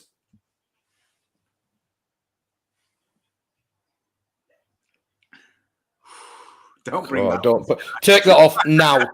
Take that off the screen immediately. That's just brought the anxiety back on a new level. 8 points clear. 3 points clear second. Shush. Let's not talk. Aaron Waterfield says I'm a complete dickhead and he thinks it was a pen. An absolute stonewaller. I don't think that's a penalty. I don't either. Even in my biased mind. Might have been a corner. Yeah, I thought it was a corner, to be honest. But it'd be interesting to see what Bielsa does. I wouldn't be surprised to see him bring Pablo on.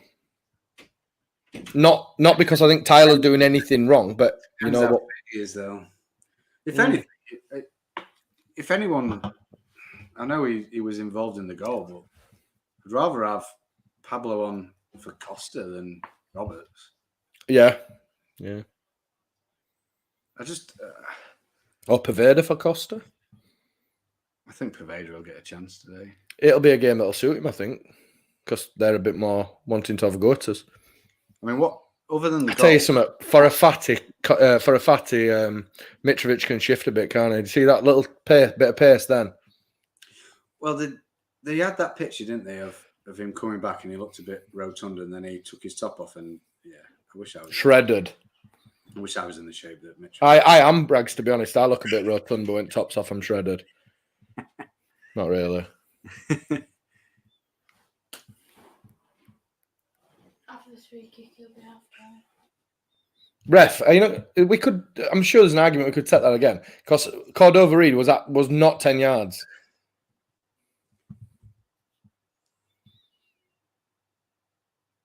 And that's it. Half time. 1-0 Leeds. Go take that monstrosity of a jacket off Parker, you dickhead. I think Paddy's had a good game, Yeah. He shouldn't be on pitch. That's pitch. Mitrovic for anybody who's not watching.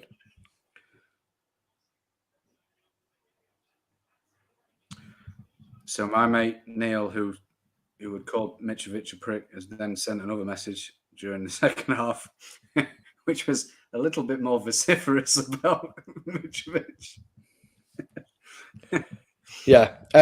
Jimmy 9013 on YouTube. It's got scrappy and ref ain't really helping. Yeah, I'd agree with that. It has got a bit scrappy, and like Raggy said, I think we've got in the head. Right, I'm gonna have to nip to the toilet. I'm gonna put the young apprentice in, Rags. I'm gonna put young Jamie on for 5 while I go for a wee. All right. I'll be back in a minute. If anybody pops up at bottom, add them into the stream. How's that? You just click over it and put add into stream. Okay. Get your earbuds in.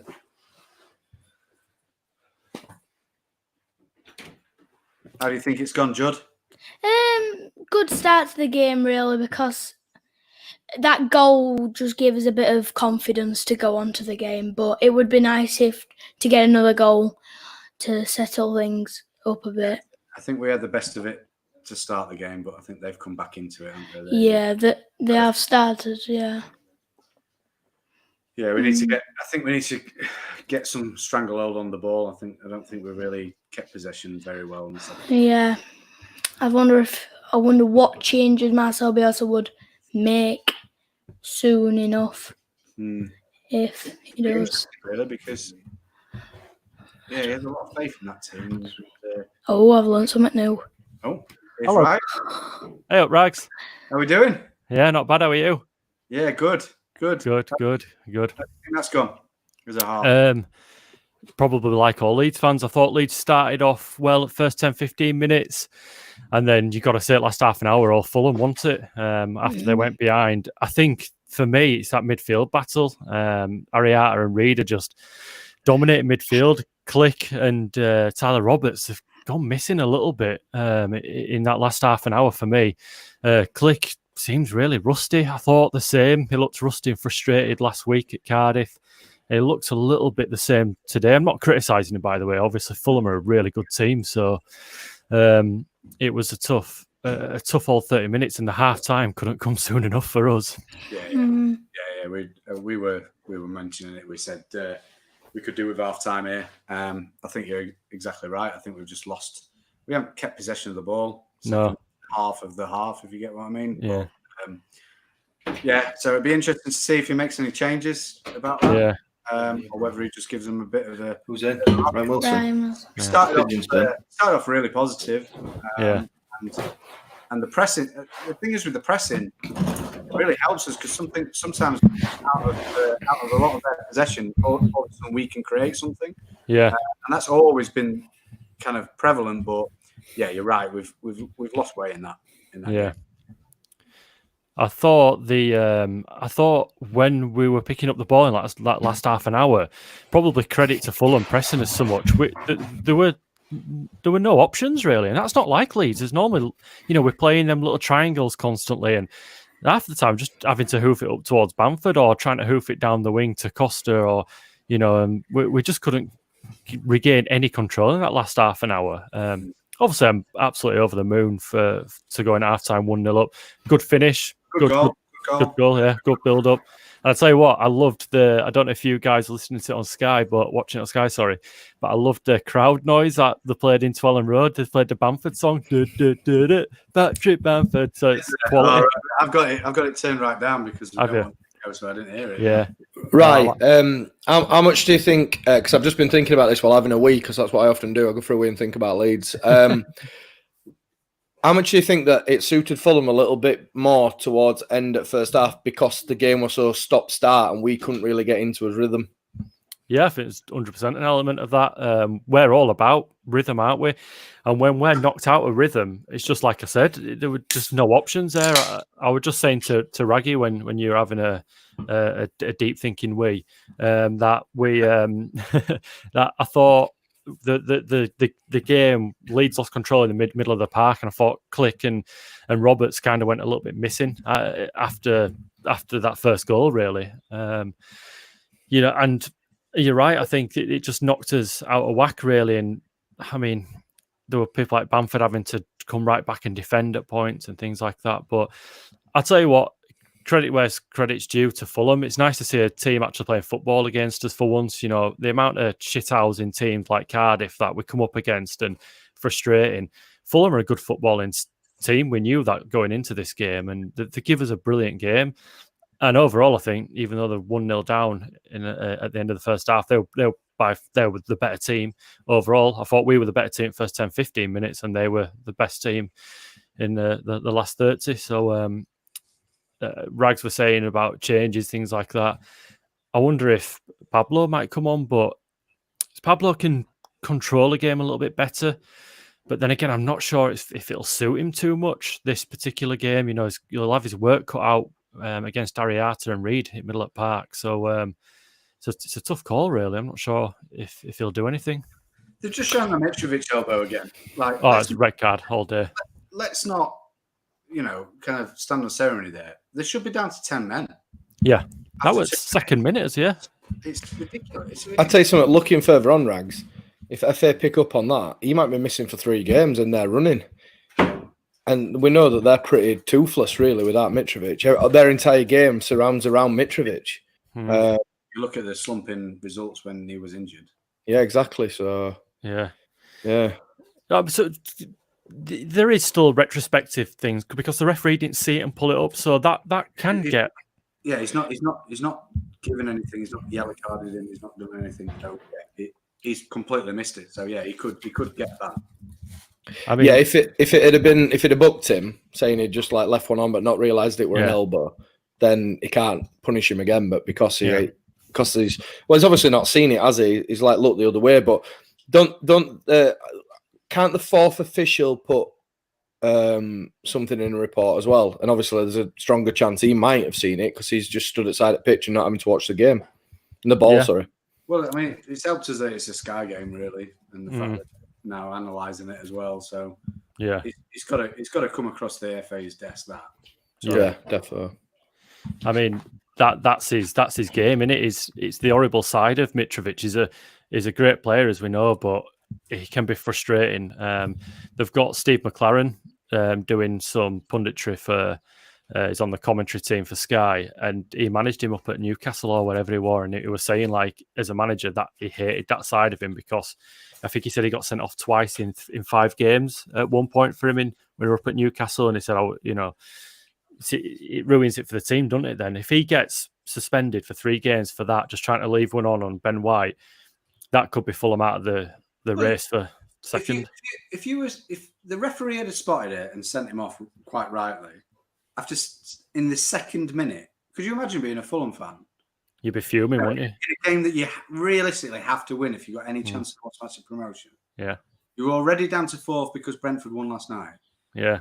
Big game, and before he's even touched the ball, he's come in and elbowed someone off the ball. You'd be fuming with him. Be unacceptable behaviour, that. You'd be just absolutely fuming. Yeah.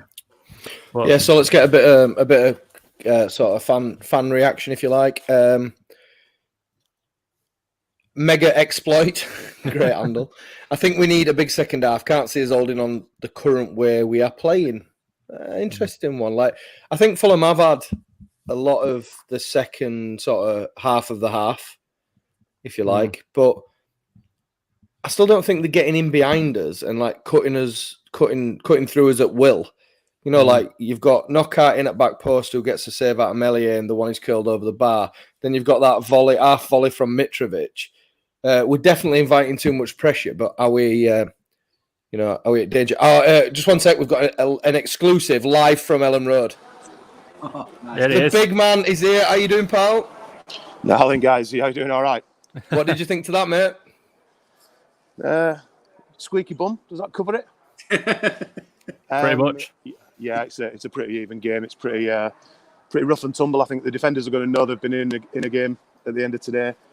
Didn't like the look of that elbow from Mitrovic. I've got to be honest. We'll have to wait and see what happens there.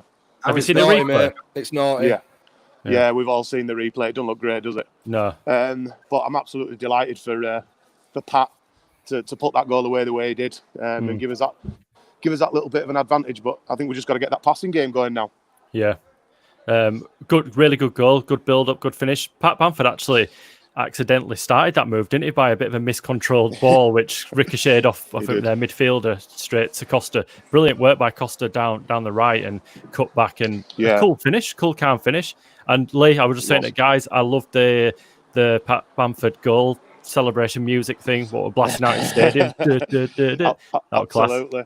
Yeah. Absolutely. It's an interesting atmosphere at the moment. It's a strange one. It really is. But do you know something? Looking around and seeing these crowdies, it's quite something. It really is quite something. It's a strange environment to be in, but feel absolutely privileged to be here, you know? Yeah. They look really good on TV as well, mate. Yeah, they do. They look absolutely fantastic. To be fair, the whole stadium does. It really does. We've spotted some famous ones, Lee. We've spotted Joe Exotica in there. We spotted a Legends row which had Gary Speed, Norman Hunter, Trevor Cherry, and Enoch Shawumni on. There you go. Which is an Legends interesting one. So what sort of did you get from the coaching staff, Lee? Because obviously you sit behind Marcelo. You know, what towards the end of the half, could they kind of tell that it weren't really going our way? To be honest with you, I'm not anywhere near this particular for this game. Obviously, there's a red zone in place, so we're kind of way away from the players. So there's been a lot being shouted back and forth. Not been able to make out a great deal of it, to be honest with you. But we'll see. I think there was Pablo and I think it might have been Alioski that it looked like they were warming up at half time. So potentially some substitutions, but we'll have to see on that one. Cool. Nice. We'll definitely be watching it and having a look at that one. It'd be interesting to see what changes he'll make if he does do that. Then look at the beautiful place that is Ellen Road over Lee's shoulder there. Yeah, it's so what is absolutely heartbreaking not being able to be there, Lee, as fans. Yeah, I can imagine. I can imagine, and I feel so lucky just to be here. And you know, when that ball hit the back of the net, this place should have erupted. Yeah. But I'm sure people's living room roofs were coming off. Right the way across the country, so that'll do for me. Yeah, there were loud cheering in my living room. Yeah. My cat had a heart attack. Yeah, I'm not looking forward to watching it back on this because I think I screamed into the microphone for about 3 minutes or something. Yeah, definitely. Right then, guys. I shall love you and leave you. Enjoy the rest of the game. Lee, it's been a pleasure, mate. Thanks for being our pitch side reporter. We'll speak to you soon. No worries, guys. See you later. Bye. See you, pal. Bye. Bye. What a guy, live from Ellen Road. It's not until you see that and see what goes into it and that you really do miss it, don't you? It's like last week was different because obviously it was an away game, but just a Saturday at home today and not knowing that you're not going and knowing that your pre-match rituals and it's completely changed. You know, instead of getting down to Ellen Road, I'm setting up a little mini podcast thing, and it's weird, and to see that, and to see obviously people who, you know, their job is to look after us when we're there and provide that service, and they're feeling it as well. It's it's weird, isn't it? It's a situation. I mean, we've all missed games. We've all had to kind of watch Leeds on telly instead of being there, but when you know that no one's there, it's odd. Yeah, it is odd. Oh, interesting bit of image there. Pablo going back for his shin pads at half time. Oh, right. To answer this question to the Tredegar lad, if that's how it's pronounced, the kind of burgundy. I get. Since lockdown, right? Since lockdown, we've been doing the podcast at home, obviously, of getting this view, and I've had loads of shit. Red walls. This used to be like my wife's sort of getting ready room thing, and she. I knew you were going to blame it on your wife. I knew it.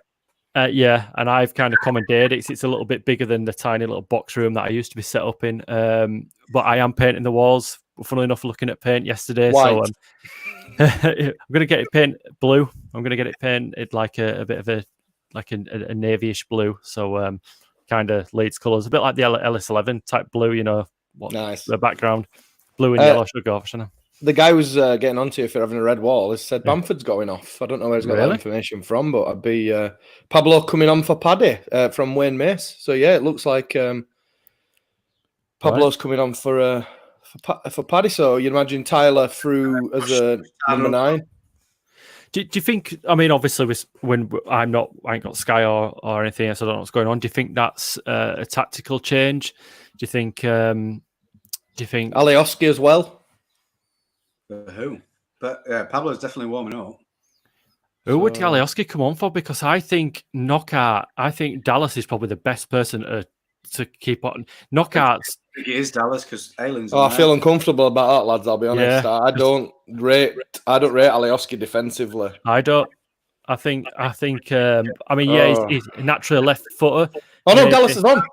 It's Costa.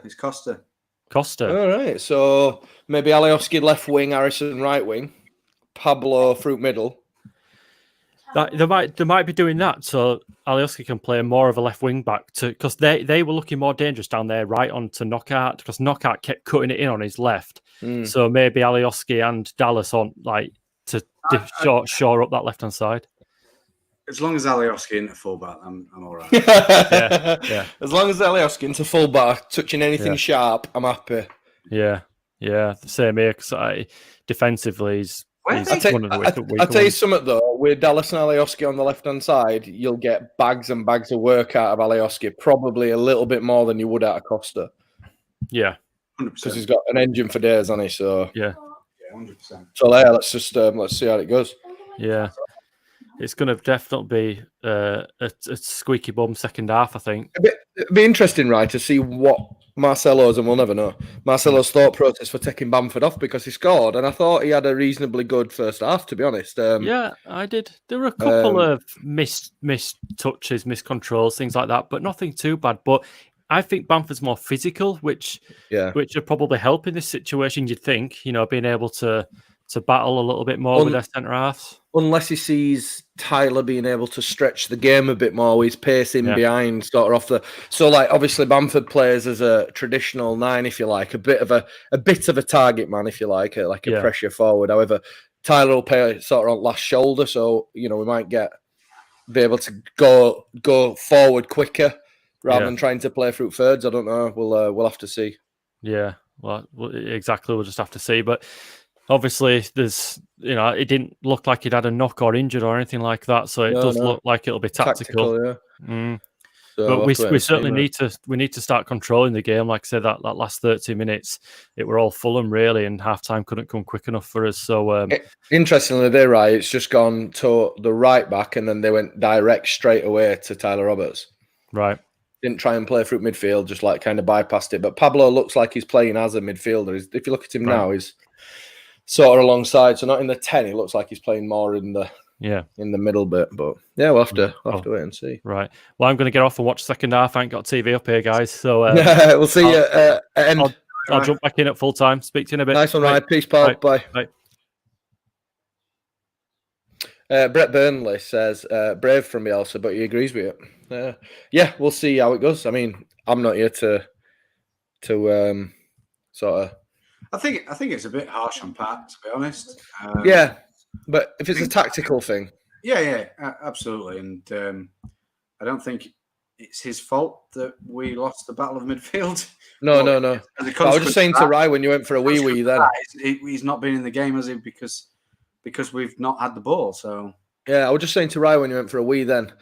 Maybe it's a case of Tyler can stretch the game a bit more. He'll play on the shoulder of the last man rather than... He's like a hold it up kind of player. Yeah, I think you're right.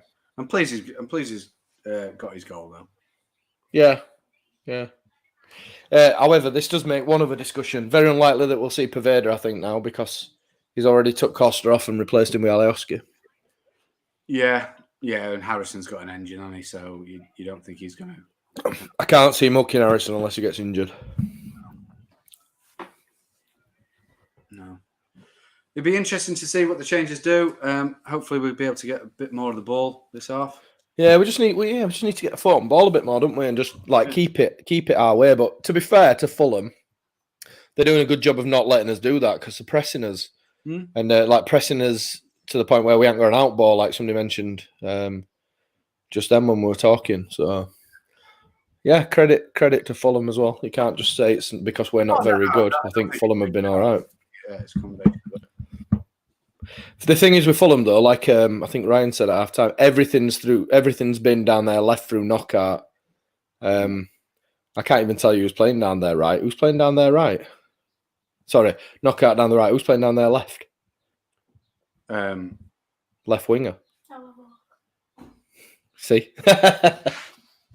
My point exactly. Tony. Bobby Reid. Oh yeah, Bobby Cordova-Reid. Tony Lycan says, "Hi lads, it's difficult to hear Raggy compared to Gary." Oh, I don't know why. I'll have to get closer to the microphone. Well, it sounds crystal clear in my lug oils. Sorry about that. You don't want to hear my waffle anyway. Lee Dorsey Harrison needs to try and get in the game. We've only been off 3 minutes. But yeah. Here we go. Tyler with a chance. Oh!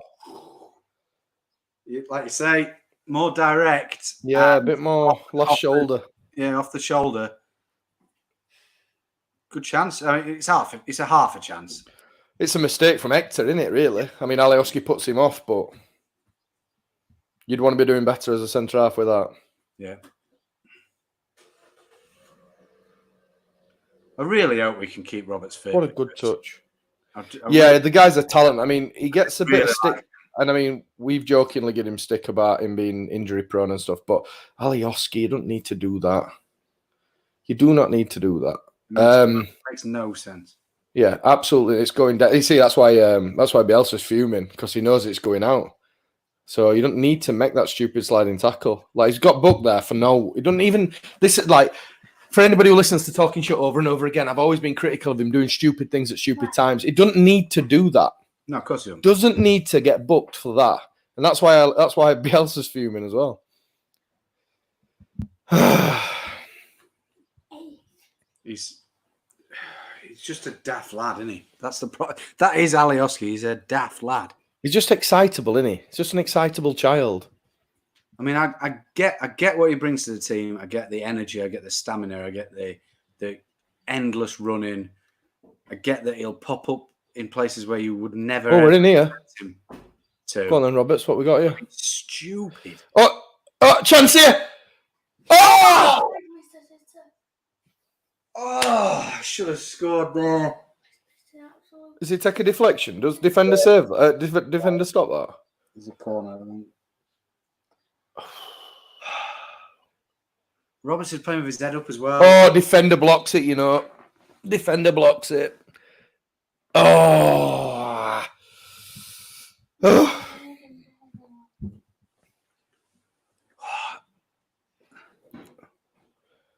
Oh no.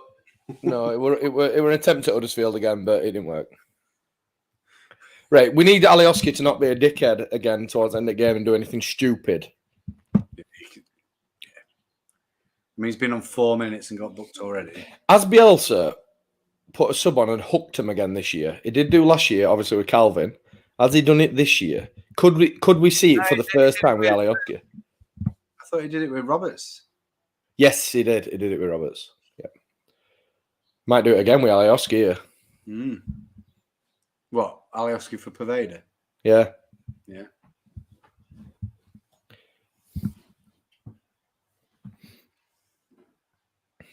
Yeah, Aaron Waterfield, I bobbed it up just before we had that chance then. Roberts looked fantastic in the LUTV training session, right player. And yeah, the point I was making just before we got that chance and I started shouting into the microphone was, we gave him a bit of stick and a lot of people gave him a little stick for being injured. But as we now know from Phil Hay of the Athletics article, that injury layoff he had and the inability to stay fit were an infection, weren't it? So, like, nothing he could have done about it. Not that he's made a tissue paper, just He's really unlucky. That he got a very unfortunate infection in his bone, which I would imagine is not very good. And what I really like about him is how positive he is as a player. Yeah. He plays with his head up. He's always looking. When he plays in midfield, he's looking to. As soon as he gets the ball, he's looking to drive. And you know what? Championship midfield and defenders do not want that. They don't want a player who's got his kind of skill and athleticism running at him with the ball. No. They really don't. John Mattison with an exclusive. Sky are playing. Leeds are falling apart again as the crowd noise. Really? Well, the 1-0 up against third place. You could have picked a better point to play that.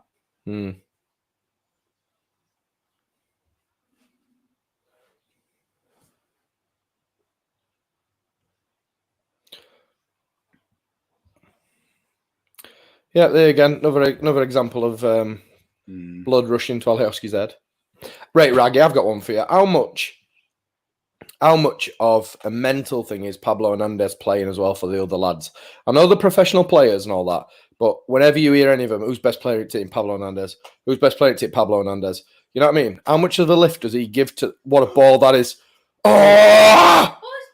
How much of a lift does he give to the rest of the lads by playing? I think you're bang on there, mate.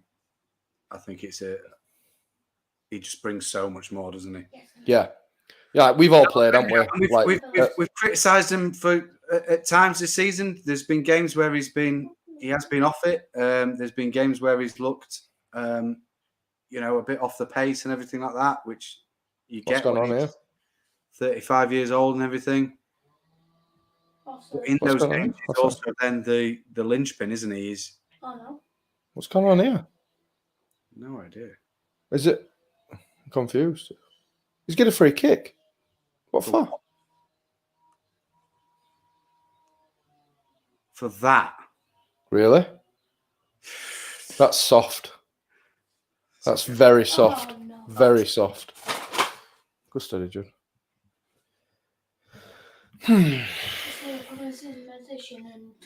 That's incredibly soft, that.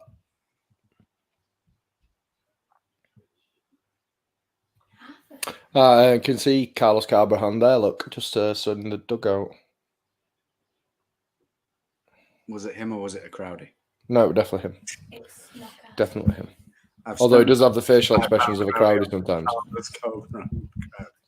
I tell you something, he is an incredibly animated coach if you've been taught under 23s.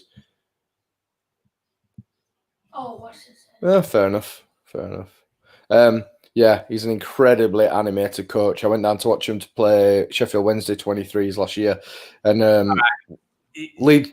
Catch that. I'm sorry, catch that. I'm not having that. That's been dinked in. It's not even hard, that. You catch that.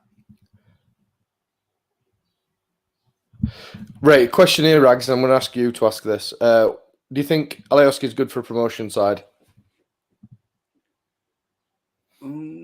As in he's caught one. When we get it Premier League, caught it, Rags, caught it. He's nowhere near a Premier League player. No, I agree. We're in here. Struggle it. We're in here. Get it up. Oh, no, we're in. Get in. You. Yes! Yes! Just as I was slagging him off. And if not to prove how mental he is, he just cupped his hips to a lot of crowdies. Just done that to him. Oh my god. Oh my god. So Tony, just to answer your question, yes, absolutely Premier League player. Yeah, give him $100,000 a week. That's massive. And I tell you something, his biggest criticism's always been offside. He's done well to stay onside there. Come on! We've given so much. Well played by Harrison there. That's good running. Yeah. He's done well. He's took that well. Get in. We've got an imposter. Hey! Lad and Dad, we were just slagging him off as well. That is amazing. That is amazing. Yeah, we were just slagging him off, and then I think we all were. Everyone was slagging him off. Yeah, just for being daft. But Josh Clayman makes a point at bottom, and we talked about it earlier. We countered against them, didn't we? They committed a lot of men forward, and he countered. I'll tell you something. Yeah. What a statement if we put 3 or 4 past these. Oh, it'd be brilliant. I love Here we that. go I love that, Barry. We're talking about holding on. We score one, and you're like, right, we're going to win 4-0. Penalty. You must be in front of us, Dad and Lad. What are you? You watching it not on Sky? No, we're on Sky. Us 57 minutes. Yeah. All right. Yeah, we are as well. 57 must be just ahead. Daniel Robinson doing the typical back pedal. Be half an hour just deleting all my Alioski tweets. And Michael Luke Music. Be more positive, guys. He brings lots of energy. Look, Michael, you could not meet a more positive podcast. We are very, very positive, but we're also very realistic. And Alioski's got some fantastic traits. He's got loads of energy and all that type of stuff, but he's incredibly frustrating. I give you the yellow card in the first 2 minutes. 3 minutes of being on pitch. He was on the pitch 4 minutes and got booked for a needless challenge. Yeah. We were saying, isn't it a bit weird how Alioski got put on? I think you guys mentioned it. Apologies because we were watching, but how Alioski got brought on and not Povieda. Yeah, we said that, but we said it might be more defensive wise because they were getting lots of inroads down right hand side with Knockout, and Alioski's got an engine to cover Dallas, and he's obviously played at fullback quite a bit as well, so he has got a bit of defensive knowledge, not much like, but he's got a bit. So, I fancy seeing that lad though, and I don't think he's going to get a shout now, is he? Yeah, we said that earlier. Unless he ups Alioski again, which is not going to because we're 2-0 up, but he could up Harrison and give him a bit of a rest. You don't know. Playing again Tuesday, aren't we? So yeah, exactly. So maybe that might be why we upped Bamford. I'm not sure. Of course. Hey, well, I'll tell you something though. Like 3-0. I predicted 3-0, lads. Well, to be honest, mate, I think it's going to be like 6 now. To be honest. See you in a bit. In a bit.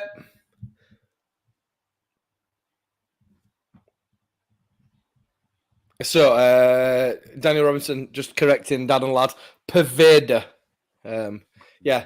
Wan as well, not Ian. Or Jan, not Ian. He's always little Ian to me. It's all us at the minute.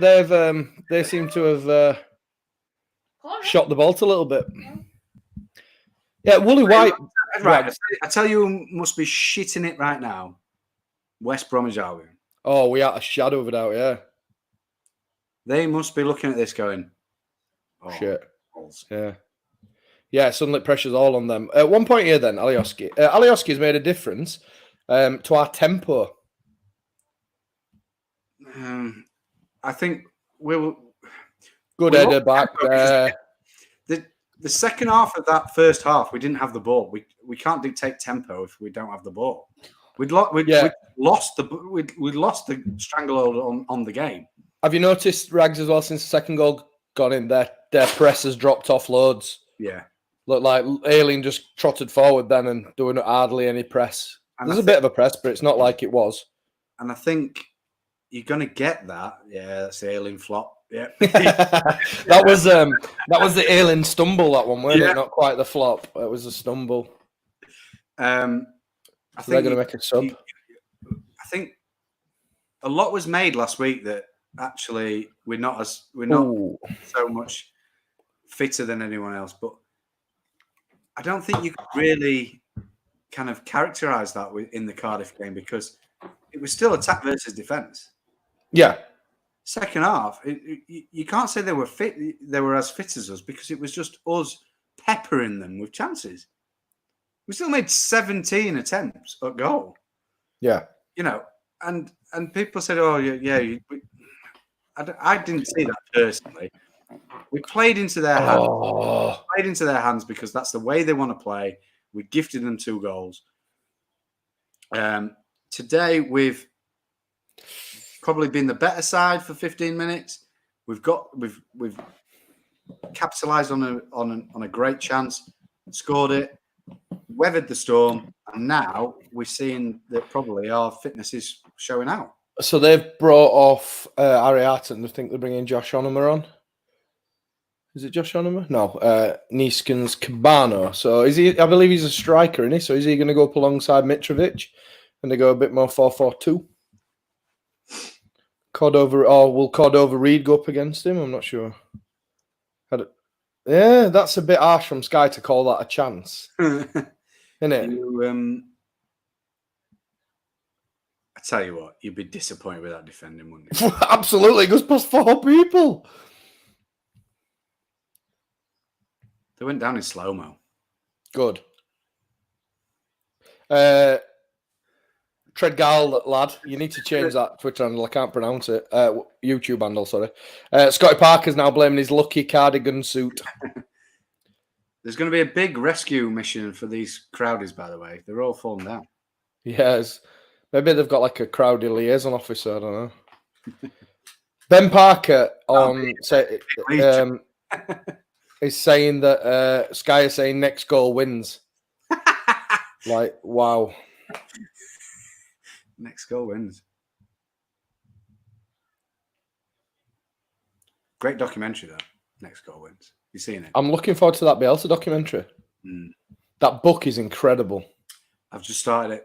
It's so good, that book. Yeah. So good. So interesting. Yeah. No, Next Goal Wins is about the worst country's football team ever. It's like American Samoa. Right. This guy goes, I think he's either Dutch or German. Oh, lucky. Picks up this team, and they are literally, I mean, you know, they are like a Sunday League side, but they are the national side. And he goes over to this tiny little island, and he tries to make him in. It's absolutely fantastic. I think it's on like I might give that a look. Prime or something like that. John Mattison. It might even be on that Sky documentaries, actually. Oh, right. I'll definitely get a look. John Mattison says, according to Steve McLaren, if Fulham score next, they'll win. You see, that is. Did he say it in his Dutch accent? That is the type of analytical mind Bollocks. Steve McLaren had and failed him in every single thing he did. Yeah. Good coach, terrible manager, according to a lot of people in the game. Incredible coach, terrible manager. Ooh. Get a man who can do you both. Christopher Smith, and we said this at half time, that Hernandez has made the difference, a rock in that centre attacking midfield, dragging players from the wing. We've said. Oh, Ray, he's got absolutely smashed there. Oh. Has he get a penalty? He's absolutely smashed Alioski there, by the way. Offside. He's given it as offside. How is it offside? He only gave offside when Alioski went down, though, randomly. Watch.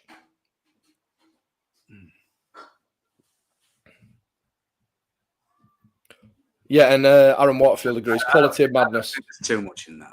Oh, they're not. It looked bad from other side. Yeah, I don't think there's too much in it. Quality of madness, great, but proved Bielsa is an absolute true gent as well as a footballing mastermind. Yeah, without a doubt. His dad volunteered to go fight in the Falklands. Well, I've only read the first chapter, and it's all about obviously kind of like where he come from and his great granddad and everything like that. And he's obviously from. Oh, when he almost got arrested for grabbing the copper's foot because they wanted to arrest his mate. Yeah, when he were a junior footballer. That's brilliant. And how obviously he comes from a family of almost scholars, lawyers and scholars, and everything, and has a very, very distinct kind of knowledge of wrong and right.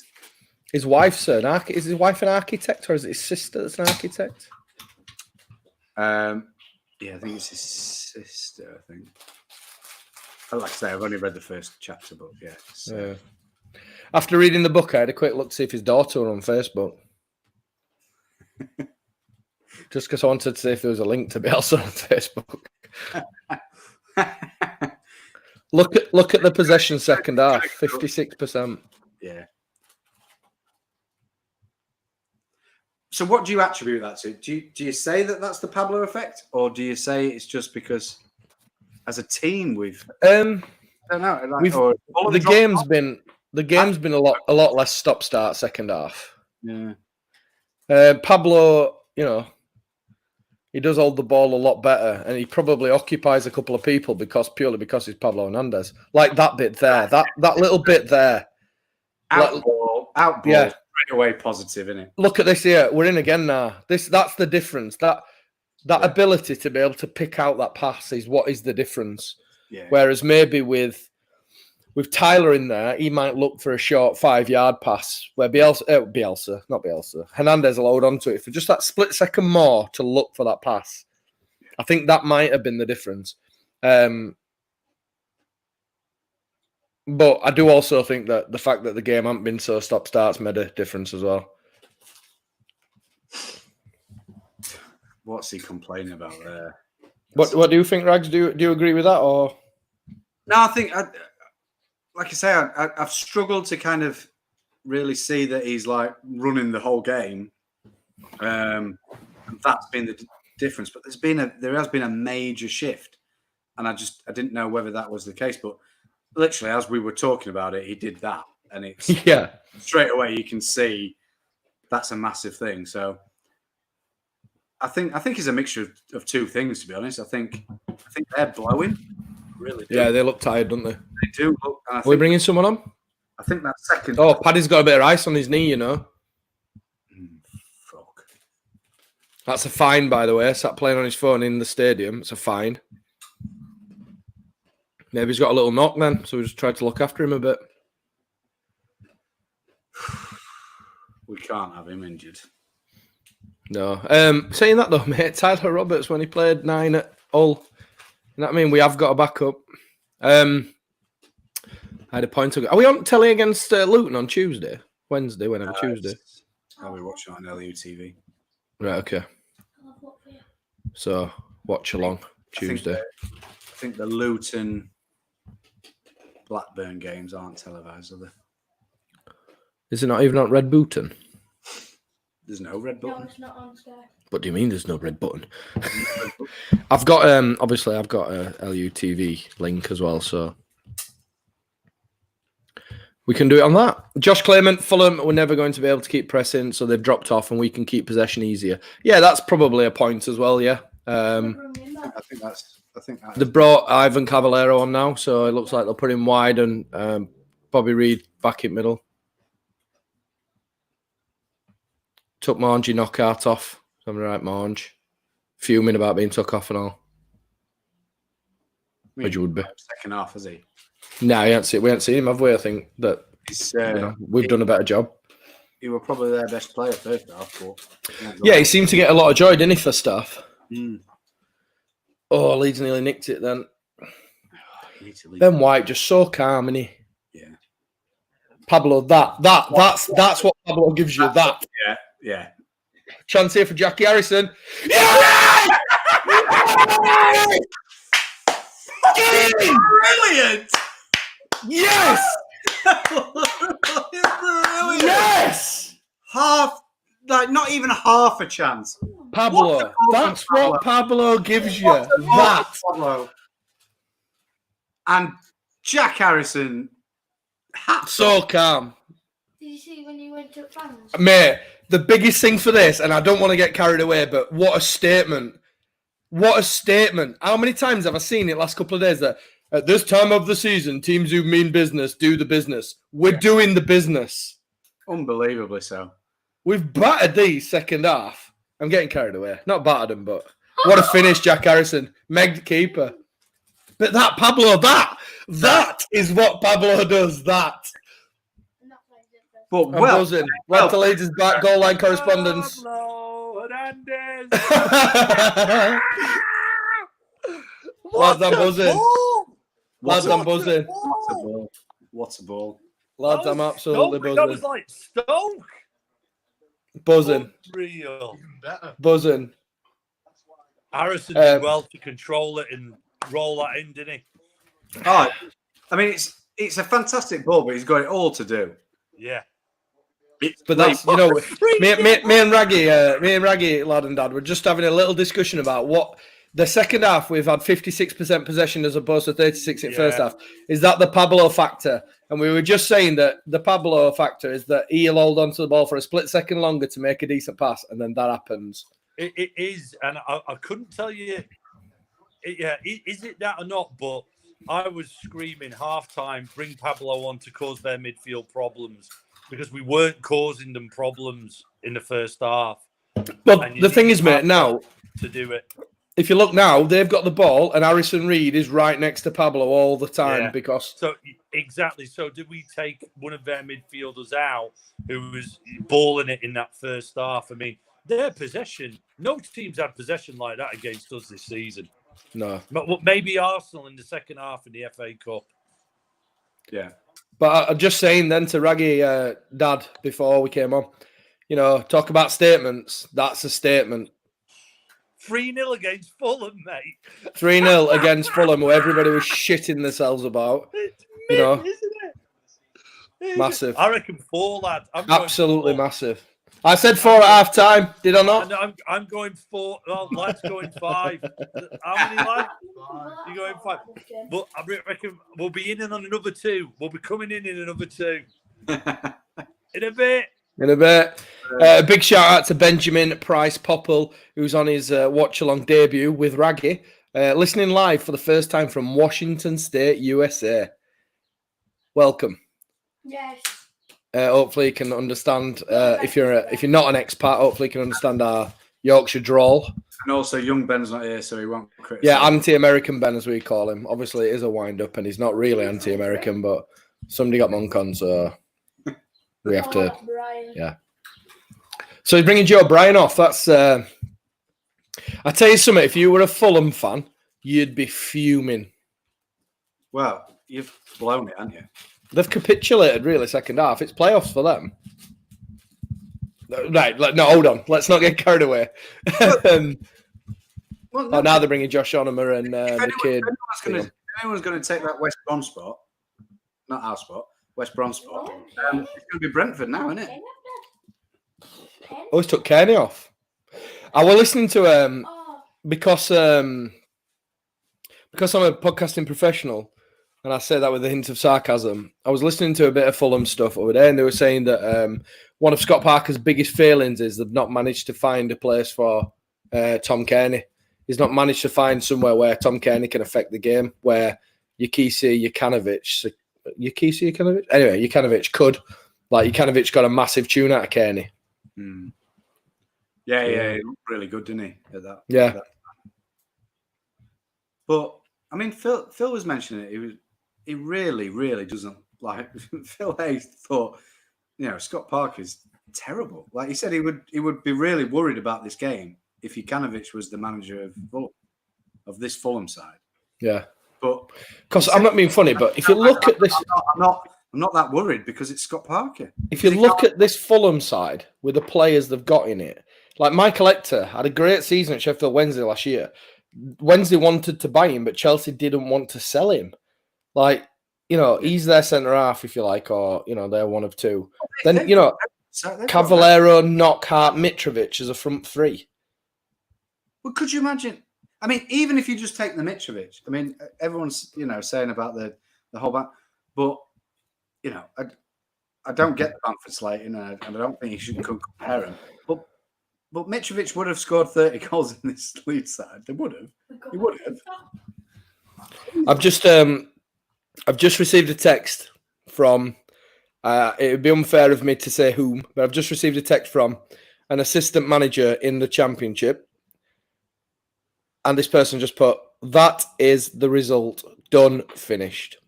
I love it. I don't want to get excited, but I am. Oh God!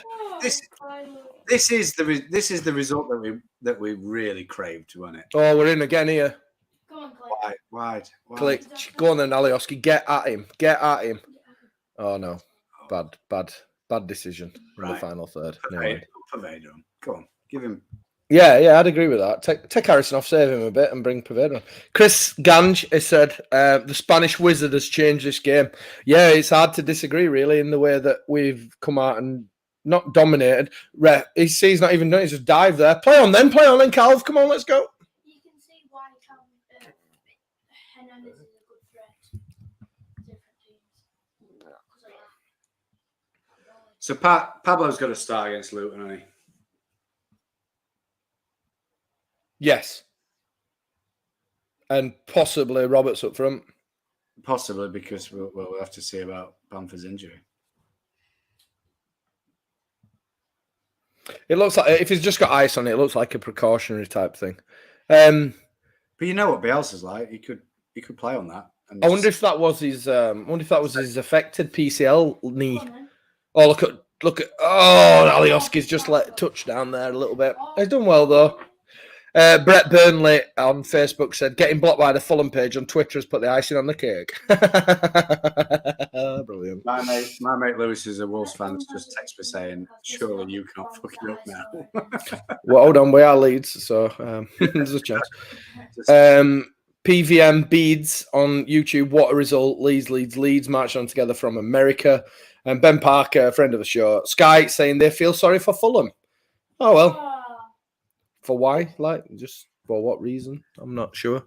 Like, it's not as if they've dominated the game and thoroughly deserved to win. So, yeah, poke it, Sky. So, 78 minutes, 12 minutes left. Leeds United 3, Fulham 0. Do not readjust your sets. Leeds United 3, Fulham 0. If you're just joining us. Did Sky say last week that they felt sorry for Leeds even though we dominated the game? No, because he haters. It's anti-Leeds biased, isn't it? Right, so yeah, you can ram it, Sky. To be really honest.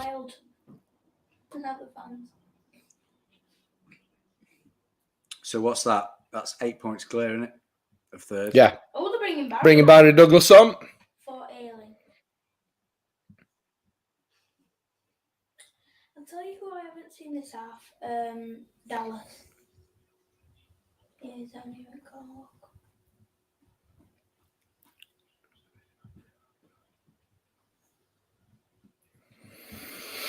Who's you going to bring Douglas on for then? Probably. You imagine it's going to be a fullback, don't you?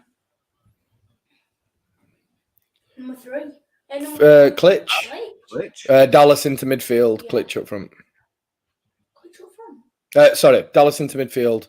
Douglas left back. Yeah. It's been a tough 2 games for Klitsch, I think.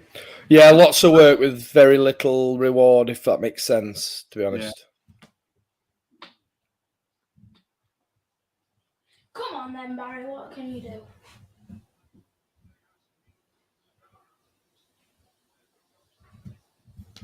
Good.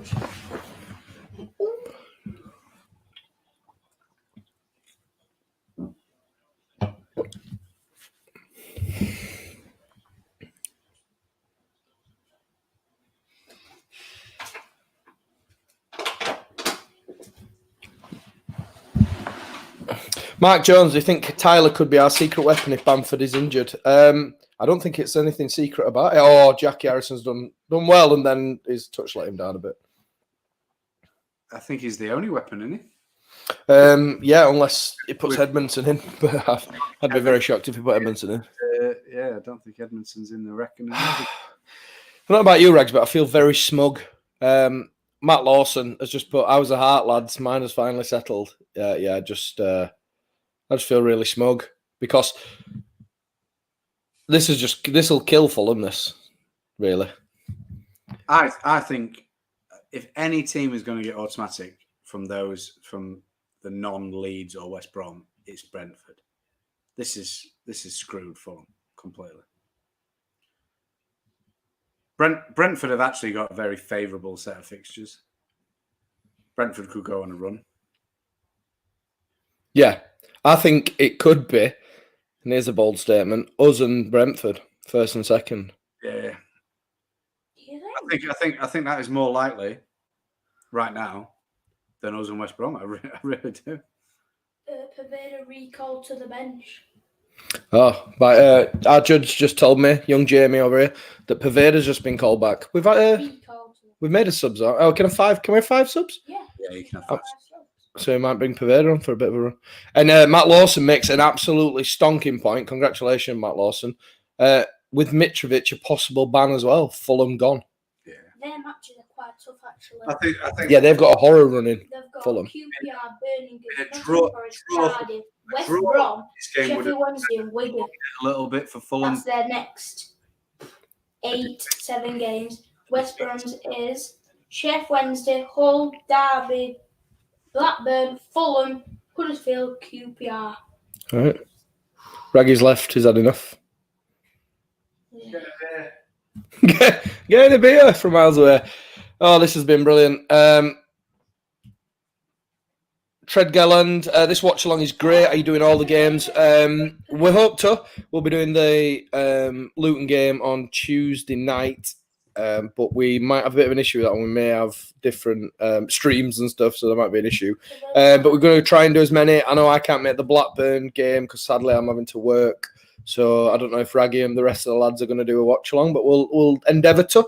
They're really enjoyable to do, and I think people who watch have enjoyed it as well. So yeah.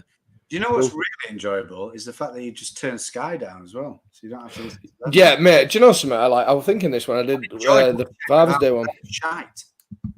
Yeah, it's a, and this gives like a bit of a real life review of the game as well. Where sometimes on a Tuesday night after you've watched the game and then you've been to work and you've had 10 pints, you can't really remember game half the time.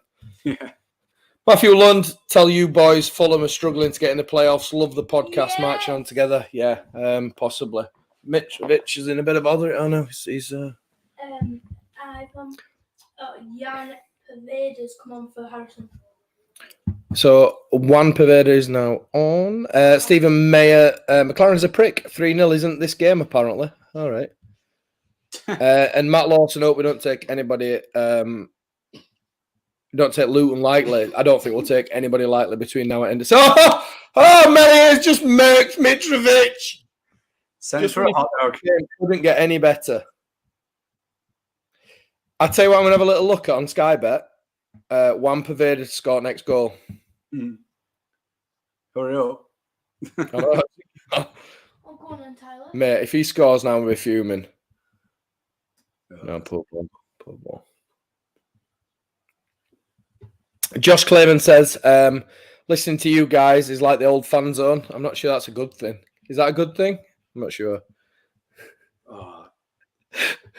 And Christmas Smith says it's like being down the pub or at a game with your mates and fans. Yeah, that's what our podcast is about. We're just fans who just enjoy the sound of our own voice, aren't we? Just fans who talk shit on a Wednesday. And people might not agree with us, but I go to a game with my mates and I don't agree with them half the time, so it's fine. Oh, getting picked up by Daniel Robinson, the pronunciation king. It's Jan Paveda. Yes, it is.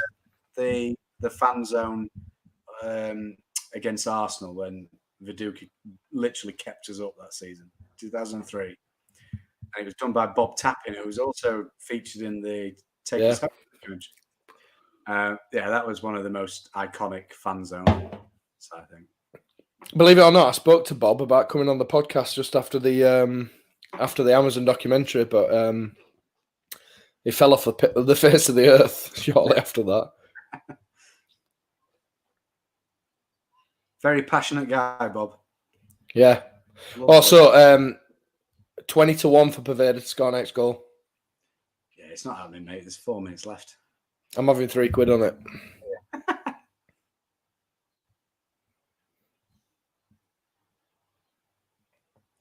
I had a tenner on both teams who have 2 corners in each half, and I don't even know whether that's coming or not. I think we only had 1 corner in the first half. Michael Spry with some hot off the news stuff. Let's have a look here. A few big results down the bottom of the table today. Hull, Borough, Wigan and Charlton all looking like getting 3 points. Right down there. Michael Luke Music, never watched a watch along before, but love the podcast, and these watch alongs are great. Yeah, they're great to do. To be fair, I've really enjoyed both of them that I've done. It's been fantastic. I've loved it. It's a bit like being at game, but you can get to the bar quicker and you can nip for a pee quicker. Yeah, I can actually have a beer while I'm watching the game, which is great. Yeah. Oh, as a foul there, somebody got stood on. I don't have to hide it in a coffee cup like we used to have to do in the box. Yeah, yeah. So for everybody who's listening, last year we were very, very fortunate at Talking Shut to have access to a box at Ellen Road, and I might incriminate us here. You're not allowed to have alcohol on show. You're not allowed to have alcohol on show while the game's in progress. Yeah. However, you can have a coffee on show, so I'll leave it with you. Sky now saying that this game is very encouraging for Fulham. Are they crazy? Sky, I don't understand. There's some incredible shithouse of the week's nominations this week, to be honest. It's all going down at Old Big anyways. Daniel Robinson's now switched from pronunciation king to weather reporter. It's wanging it down in Cherwell. Expect a rainy end. Oh, he's booked Calvin for that. 88 minutes, 3-0 up against Fulham. We've stopped talking about the game, really, haven't we? We're just talking bobbins now because we're 3-0 up against Fulham. It's done, isn't it? Done. Incredible. Mate. What a result. When I woke up today, and I was really confident today, but I was confident last weekend. But now it's real. It's just such a massive result. Yeah, it is a massive result. I'm going to have to compose myself. People. I mean, Sky might be clinging on to the fact that we were holding on at 1-0 before the half time. But second half, what they actually have they even had a chance second half? No, Melee has had note to do, has he? Daniel Robinson says he sent the weather reporting because he's the man of the people. We like men of the people. We do. We're men of the people. We are. I need to calm down a little bit though because I've got a national radio show to do after this, giving us feedback from this. And currently, all I'm going to do is go on and go. We're going up as champions. So I need to. Going up as effing champions. Yeah, can you imagine? Mate, just play. Just as you connect, just play Endo. Don't you know? No. Fantastic. Yeah. As Daniel Robinson predicted, it's peeing it down. And Rafa Asriaf has said 3-1. Unless you can see in the future, it's still 3-0 on my telly. Remember, we need to sign Jack Harrison. Oh, hold on. Oh, there's a bit of scissor tackle from Hector. Sorry. Yeah, it's absolutely peeing it down at Ellen Road. Can you remember the Sheffield Wednesday game when J. Roy Gott scored when it snowed? Can you remember that? Yeah. Incredible. That's the one time I can go. 5 minutes. 5 minutes of time added on then. The crowdies are getting wet. I tell you what, anybody who's ever sat in those first few rows of the East End will know that you get absolutely. Mate, I've been wet in there a few times. Cabano's. Cabano already been booked? Yeah. Has Cabano already been booked? I'm sure he's been booked. He only came on second half. Yeah, but I'm sure he got booked. Yeah, they just said about second yellow. Yeah, he's been booked. Ref, that's a second yellow, that. Look, he's been booked. Yeah. Lucky boy. Who sent him off? He's gone. Off. All right, we missed it initially. I missed the red card. See, we gone full Chris Kamara. He's off, Jeff. Jeff, I saw him walking off, Jeff, but I don't know what happened. He's gone. Jamie Shack's on. Baby Shack, former guest of the show. And what? Oh, He's got eyes. Pablo, on you go. 45 minutes. Winners the game. Off you come. No, he's got he's ice. got ice though, hasn't he? Carried some ice up, so he must. Yeah, but that'll be precautionary. Jesus Christ, Kemar Roof used to have to have a bleeding scan after every match. Yeah, but Ben Parker, thanks for this, lad. Kevin Really Harlan appreciate it. was perpetually crocked. Yeah, perpetually couldn't survive. Ben Parker, thanks for this, lads. Really appreciate it. Love the podcast when on the truck. Love it. Nice one, Ben. Cheers for watching, pal. Watching along. Somebody tried to come in into the green room, but then haven't. It went off again. Don't happen. Mark Jones makes a great point here. Cabano off. Mitrovic could be banned. They've had it.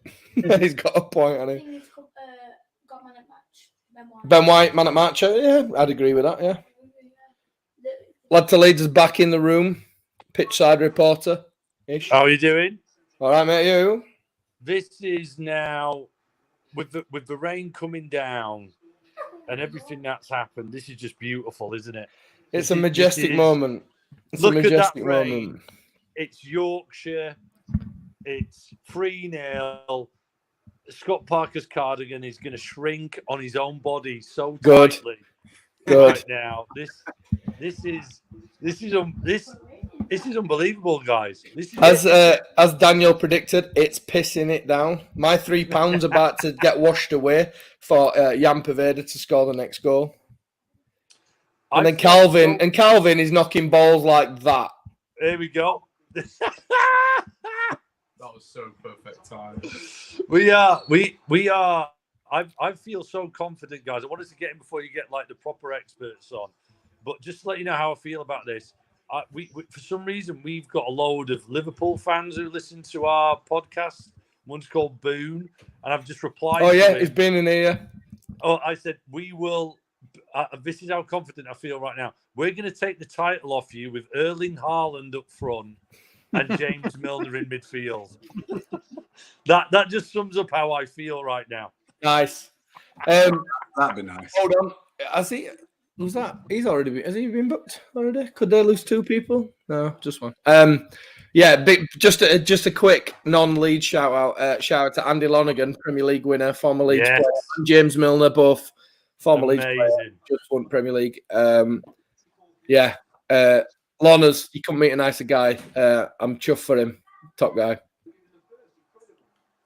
10 men, lads. We said it as well. Did we not? Were we not talking about? Oh, Bielsa and Scott Parker having a word here. Look, Bielsa and Scott Parker having a word. Come on, Bielsa. Go on, Bielsa. Get involved. Scott Parker, you're playing at it. You're playing He's smiling. Bielsa's smiling as well.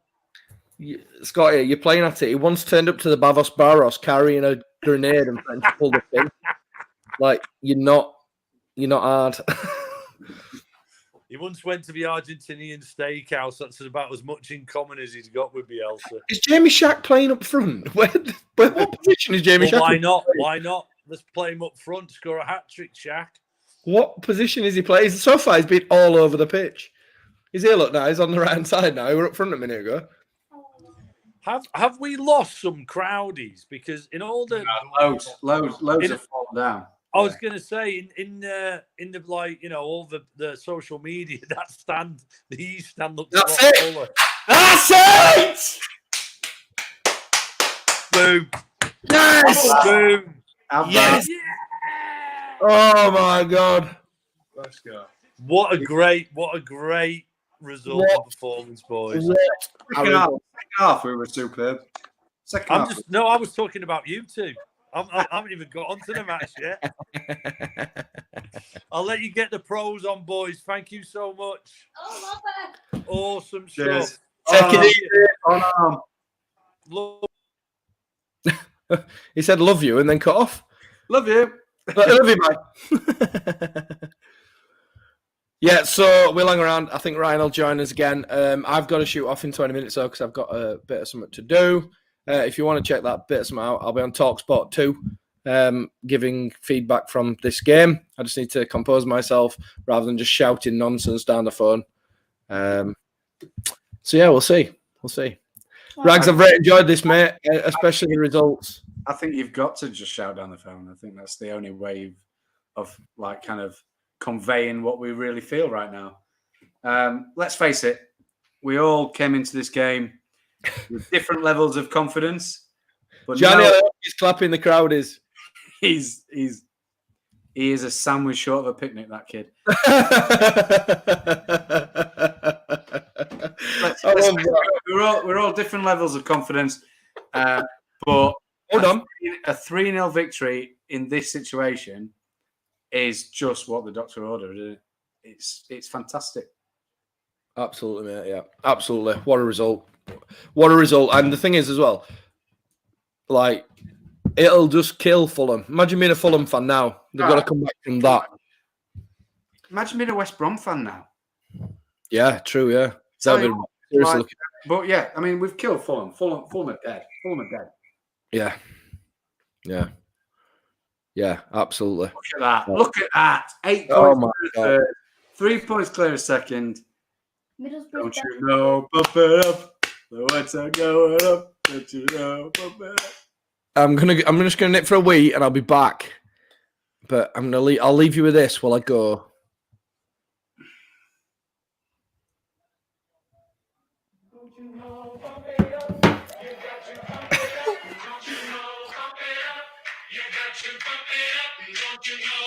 Pump it up. The whites are going up. Don't you know? Pump it up.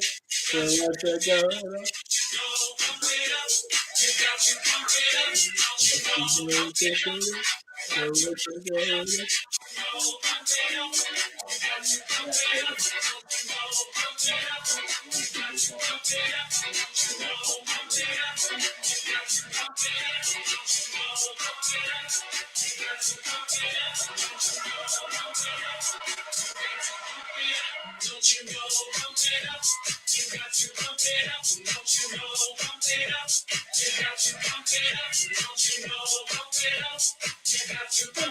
What did you think of that, Judd?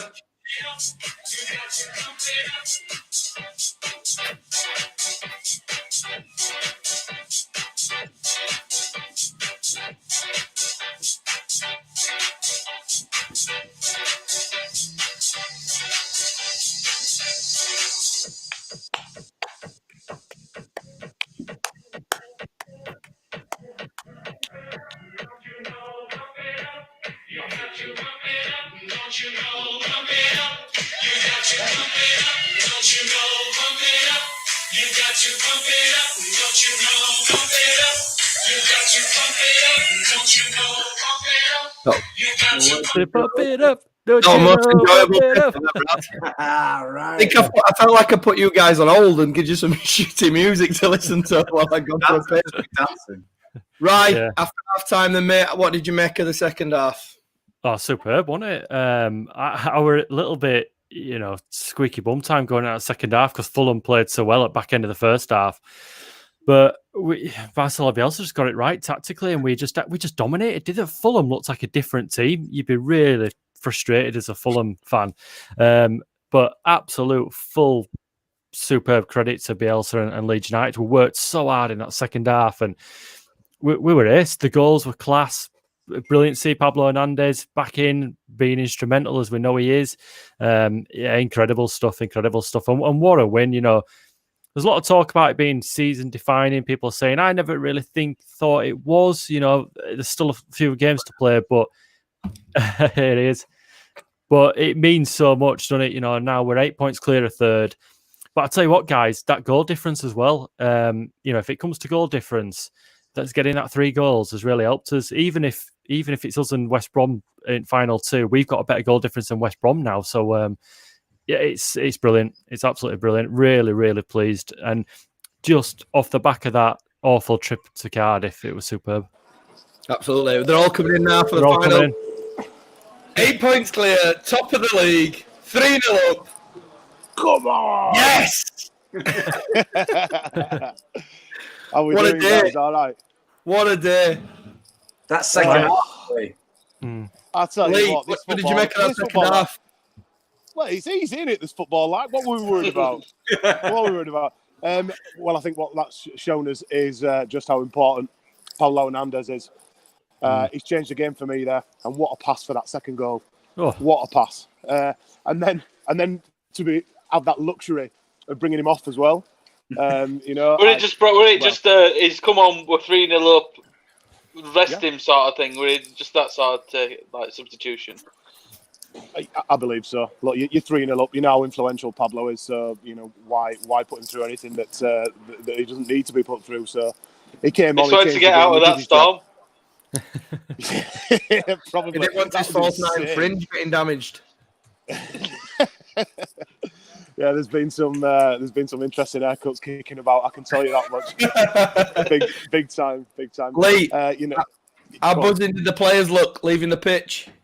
I'd say, well, I've just been down into the LUTV studios, and let me tell you, the noise that's coming from that dressing room at the minute, the music's on. They're going to enjoy that win. I think prior to this game, I think a lot of fans were nervy.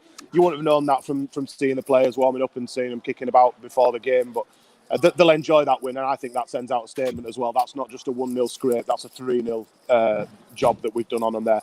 Without playing at the top of our game, I don't believe. No.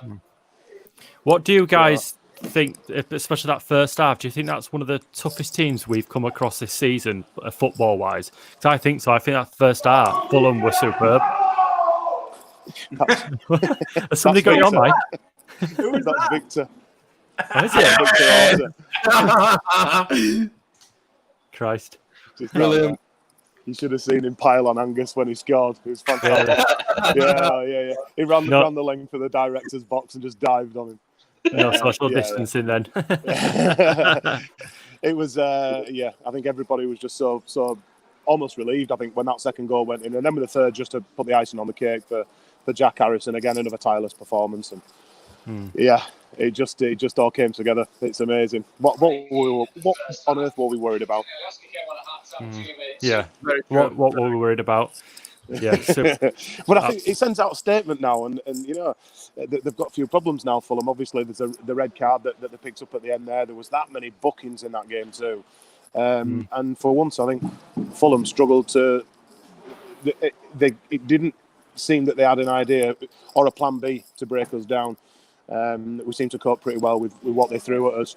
I think we handled Mitrovic really well as well, and I hope that there's some sort of retrospective. At least they have a look at it, because you don't want to see an elbow like that in a game like this. No, definitely not. Old Ben, what did you make of the game? Second half, they haven't had even a sniff, have they? No, we just shut them out. And then got to like 15 minutes into the second half, and Mitrovic didn't even want to know. And once you've done that to Fulham, then the game's over. He looked really frustrated, didn't he? And his body language and everything. Mitrovic looks like a stroppy teenager. He did, and I think if you cast your mind back as well, like the opening couple of minutes down at Craven Cottage when we went down there, and Mitrovic went in on Ben White, and he really left something on him, and sort of it was like he was saying, listen, you're in a game here. And I think Ben White went out and he set his stall out today, and he fought fire with fire, and he wouldn't be bullied. And I think, well, that just shows how far Ben White's come. If he can handle a top quality operator like Mitrovic and essentially keep him that quiet all afternoon, then he can be very proud of his afternoon's work for me. Yeah, definitely. Yeah, totally agree. 8 points clear. Luton Tuesday night. It's hard to not get excited, I'll be really honest. I think Luton got a positive result today, though, so we can't take his eye off the game against Luton. Yeah. They got a good away win, didn't they? At Swansea today, did Luton. Yeah, and Luton have been notoriously babber all season away from home. So they've kind of kicked that hoodoo, and they want to come to Ellen Road and upset things. But I think the other bit for me as well is how much of an effect this will have on Fulham, because they've been spanked 3-0 by the team they're trying to chase. They lost to Brentford last week. Week, another team were chasing them. I got a text off someone at half time that said the top two will be Leeds and Brentford. I could see that. I can see that. I could. Brentford are one of them sides. It was like when people were talking yesterday about what kind of result do you fancy? Do you want West Brom to win? Do you want Brentford to win? And I would have preferred a West Brom win, because I don't want Brentford getting up that momentum. They're a dangerous side when they've got that confidence and that momentum. Look, the Championship shows us nearly every year they're there or thereabouts, aren't they? They do something late on. So, look, at the end of the day, we just needed to come out and just concentrate on ourselves today, and they've done that, and they've done it with aplomb. A 3-0 win's not just a scrape, is it? It's a statement. So it's just such a shame that we couldn't have 35,000 people in here enjoying it and raising that roof. But I tell you what, the job that they've done with the stadium and the crowd they look phenomenal. They really, really do. It's like the biggest kick-ass game of Guess Who you've ever seen in your life. I absolutely loved Alioski's goal, and he were like cheering to the crowd. He's like they were an actual proper crowd. I loved that. It looked class. Did you see him at end? At end, he's walking around pitch, clapping them all. Is he? He's going to give me some grief. Is Gianni, because he collared me just before we went on lockdown, and he said, "Next time I score, you've got to call me the Macedonian Messi over the microphone." and obviously he's got his goal, and I picked the mic up and realised as soon as I've said his name, and I'm like, "Oh no, I'm missing opportunity there." But yeah, we'll maybe save that one for when the fans are back in the stadium. To be fair, I'm going to spend most of the evening trying to cut mine and Raggy's goal celebrations into small clips. And the irony of Gianni's second goal, while we were just having a discussion if he's good enough for the Premier League, and then he scored and we went. We were proper slagging him up, and then he scored. It's been quite interesting for me because I've been moved obviously from the dugout up to the sort of just behind the director's enclosure. So I'm sat behind, obviously Angus and Victor and James Mooney and Stu Dodsley and obviously Andrea as well. So to see their celebrations when they go in, obviously normally I don't, I'm too busy going mental down behind Marcelo. So to see their celebrations as well, that was something different for me today. I really enjoyed that. What you're going to get from Victor. What were it like in the stadium, Lee, when Leeds scored? Is there fan journalist type things in there? Do you cheer? Is there much noise? I made some right noise. Let me tell you. Oh yeah, definitely. You've got obviously the actual Leeds staff, so the playing staff. There's a good sort of obviously the guys that the substitutions and the coaches and everything else. So you've got a group of about 20, 25 there, and then they're about the same again for Fulham. And then of course just off to my left there's sort of the press guys that are over here. So you do hear a bit of noise from there, but the main noise was coming from Victor and Angus and the guys in front of me. So yeah, you do hear it. And one of the stewards actually, she was saying to me like, "Oh, I feel really awkward. I don't know if I should shout or if I should cheer if we score." I said, "Look, you shout as loud as you bloody well want." I said, "Because I'm gonna." And bless her, she did as well. So yeah, there was a little bit of noise, but yeah, nothing compared to usual. It's crazy now, just looking around and just the guys are just sort of putting a few divots back in the the ground staff doing the diligent work as always, and normally there'd still be some noise and there'd still be some celebrating going on, and yeah, it's bizarre. Yeah. So, anyway, I've had the shout, so I'm going to have to shoot the boys. But I hope you enjoyed the game, and I'll try and jump on for the next one. Buzzing Lee, thanks very much. Oh no, come on, come on, Lee. See you later, guys. See you later, mate. Lads, I need what? So my wife's shouting. I'm going to get on with my tea. Get on with her tea. Get on with my tea. What she didn't realise is I've got to do an interview first, so she'll have to wait for 10 minutes while I do that. Lads, I'll be honest, I'm absolutely buzzing. It's massive. This result's massive, so massive, because not only the fact that we got 3 points, but the fact that we've cut Fulham away, really. Yeah. And not just from a points perspective, but from a mental perspective as well. They've come here to Ellen Road in a massive game and got dicked 3-0.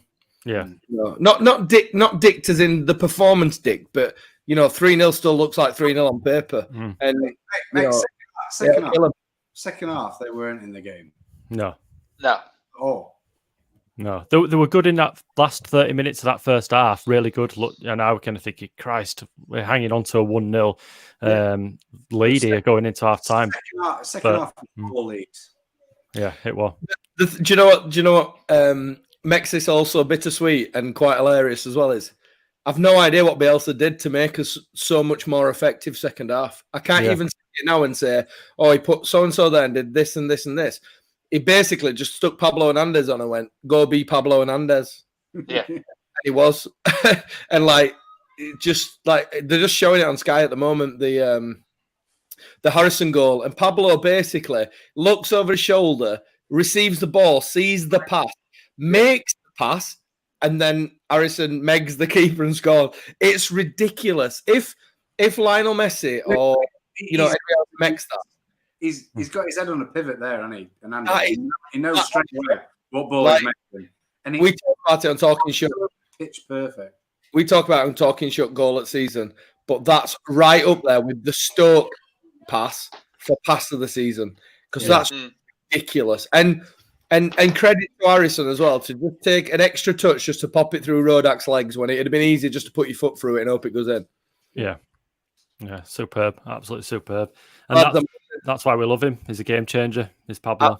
Buzzing. I'm gonna have to shoot. I've got to go do an interview, and then there's my wife shouting from the kitchen where she's working. I've got to do work. But before we go, Ben, what did you make of it, mate? Because obviously you've just been drowned out by other people dipping in and out. What did you make of it? It's just exactly what we needed. Cobwebs are blown off. Let's get on to Luton, get that done and dusted, get them beat, see what results end up as, and we're on his way, aren't we? We certainly are. Beat Luton Town Tuesday night. Can we start like squeezing cork out of bottle? I think you can definitely start putting it in fridge.